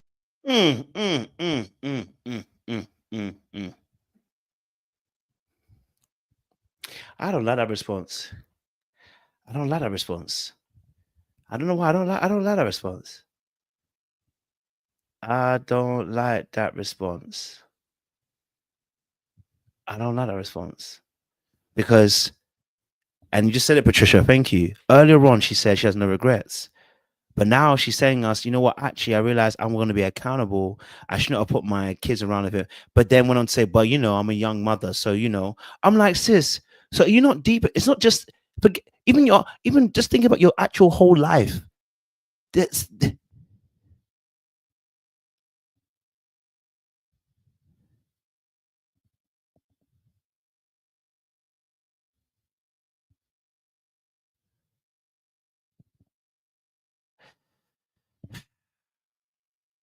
I wasn't very much accountable, was it really, to be honest? I What take want you to accountability understand, for Isis, is that it started even before that in your storyline. It wasn't about, if it would have been as simple enough as protecting my children from some men, then that would have been something that you would have done 100% of the time because you love your children. This is why it is so important for us to learn how our traumas are showing up in our adult lives, because the things that we were exposed to in our childhoods, the ways that we were loved and not loved properly, lead us to make decisions based upon trauma and familiarity of trauma. And so what I just encourage everybody to do is learn from a cautionary tale, whether you think that you can relate to Isis's story or not. We all have trauma. We all have wounds. We all have things that are causing us to show up in our lives in a place where we are not fully functional. And so let this be a cautionary tale that says, how can I heal myself so that I don't have blind spots that will not only hurt me, but hurt people that I love? That is the real takeaway here, because until we heal, we are literally passing on a legacy that creates more trauma, no matter what that looks like, sexual or otherwise. That's the real takeaway. Thank you very much, Dr. Spirit. We actually got one more call I want to get backstage. I think we got a brother backstage, right, Lano? Yep, we got Chandler backstage. We got my brother Chandler backstage. Let's go ahead and bring my brother here. What's up, Chandler? How you doing, brother? On here and joining us here tonight. Obviously, it would have went so far, with me and Ryan getting the testimony, but we wanted to give the people something practical. The chat, it's a lot of people in your comments. It's a lot of people, giving their 2 cents in your life, on your children's life, on your entire family's life, at this point. So just curious. I mean, is there anything that, you want to say to the people before we go ahead and let you go? I did this for the victims. And when I saw the victims in my comments, I said, my mom never believed me. Even if it was just one comment, but it was so many. I knew I did the right thing. I knew putting the video out was the right thing. God has shown me over and over that this has been the right thing. And for everybody who wants to say, I need to take a break, please write me a check for me to take a break from taking care of my children. Please do. That's what I have to say about that. Okay? So I'm going to continue to show up. I'm going to continue to speak my truth. I'm going to continue to be obedient, because obedience is better than sacrifice. And I'm going to continue to do what I'm called to do, regardless of how anybody feels about it, because God is using me and I'm just here to do what he tells me to do. I'm going to continue to do so. Is it you right now? Are you? It's really interesting because obviously, the writer check part now has even more greater weight. I mean, because why is she talking about cutting a check before she stops telling her truth? Surely you said it's all about the Lord. So that it's not about a check. It's about the Lord. You don't even you're not going to stop talking because the Lord has told you to keep doing. But then you add the check part. We should cut her a check. Ugh. Sis, listen, I'm gonna leave it there. My time is actually up. But we will definitely I'll probably do a part 2 tomorrow where I open it up for the rest of the audience to kind of have your say and what you want to say. Or maybe I might be on later on tonight actually saying that. But my sentiments are my last sentiments of this video is this. I do believe there's something might have happened, right? I can hold grace for that, open that space. But listening to her, it's not convincing. It's actually making me question the story even more because of the things that are not adding up and the way she's telling the story. It seems like we're almost acting and pantomiming in a lot of this situation as well. So it's making it harder for me to really receive the story. Plus, obviously, as well, making certain decisions, having money but wanting to move in with a man a week after marriage as well. Well, marrying a man after a week when you had just left a last relationship. So not giving yourself time to really, heal. And then now, even now, we're still not really taking accountability for the decisions we've actually made. Even if you take the kids out of it, you spending time and being in these relationships, don't you think there's some kind of accountability should come into it again? We don't see that. Now, like I said, those of us who got hard heads, the Lord will teach you. If you've got a hard head, the Lord will teach you. Pride coming before a fall. We've all been there, myself included, and I'm still trying to learn all the time as well. So definitely we'll try and chop this up a little bit later on as well. But thank you guys for joining us today as well. I think Dr. Spirit was on point. She nailed it, gave some great points as well. We'll definitely we'll chop it up a little bit more. So listen, make sure you guys like, share, subscribe, click on that bell button for notification of uploads. We appreciate you guys. Stay locked, stay loaded. We'll see you again very soon. Much love.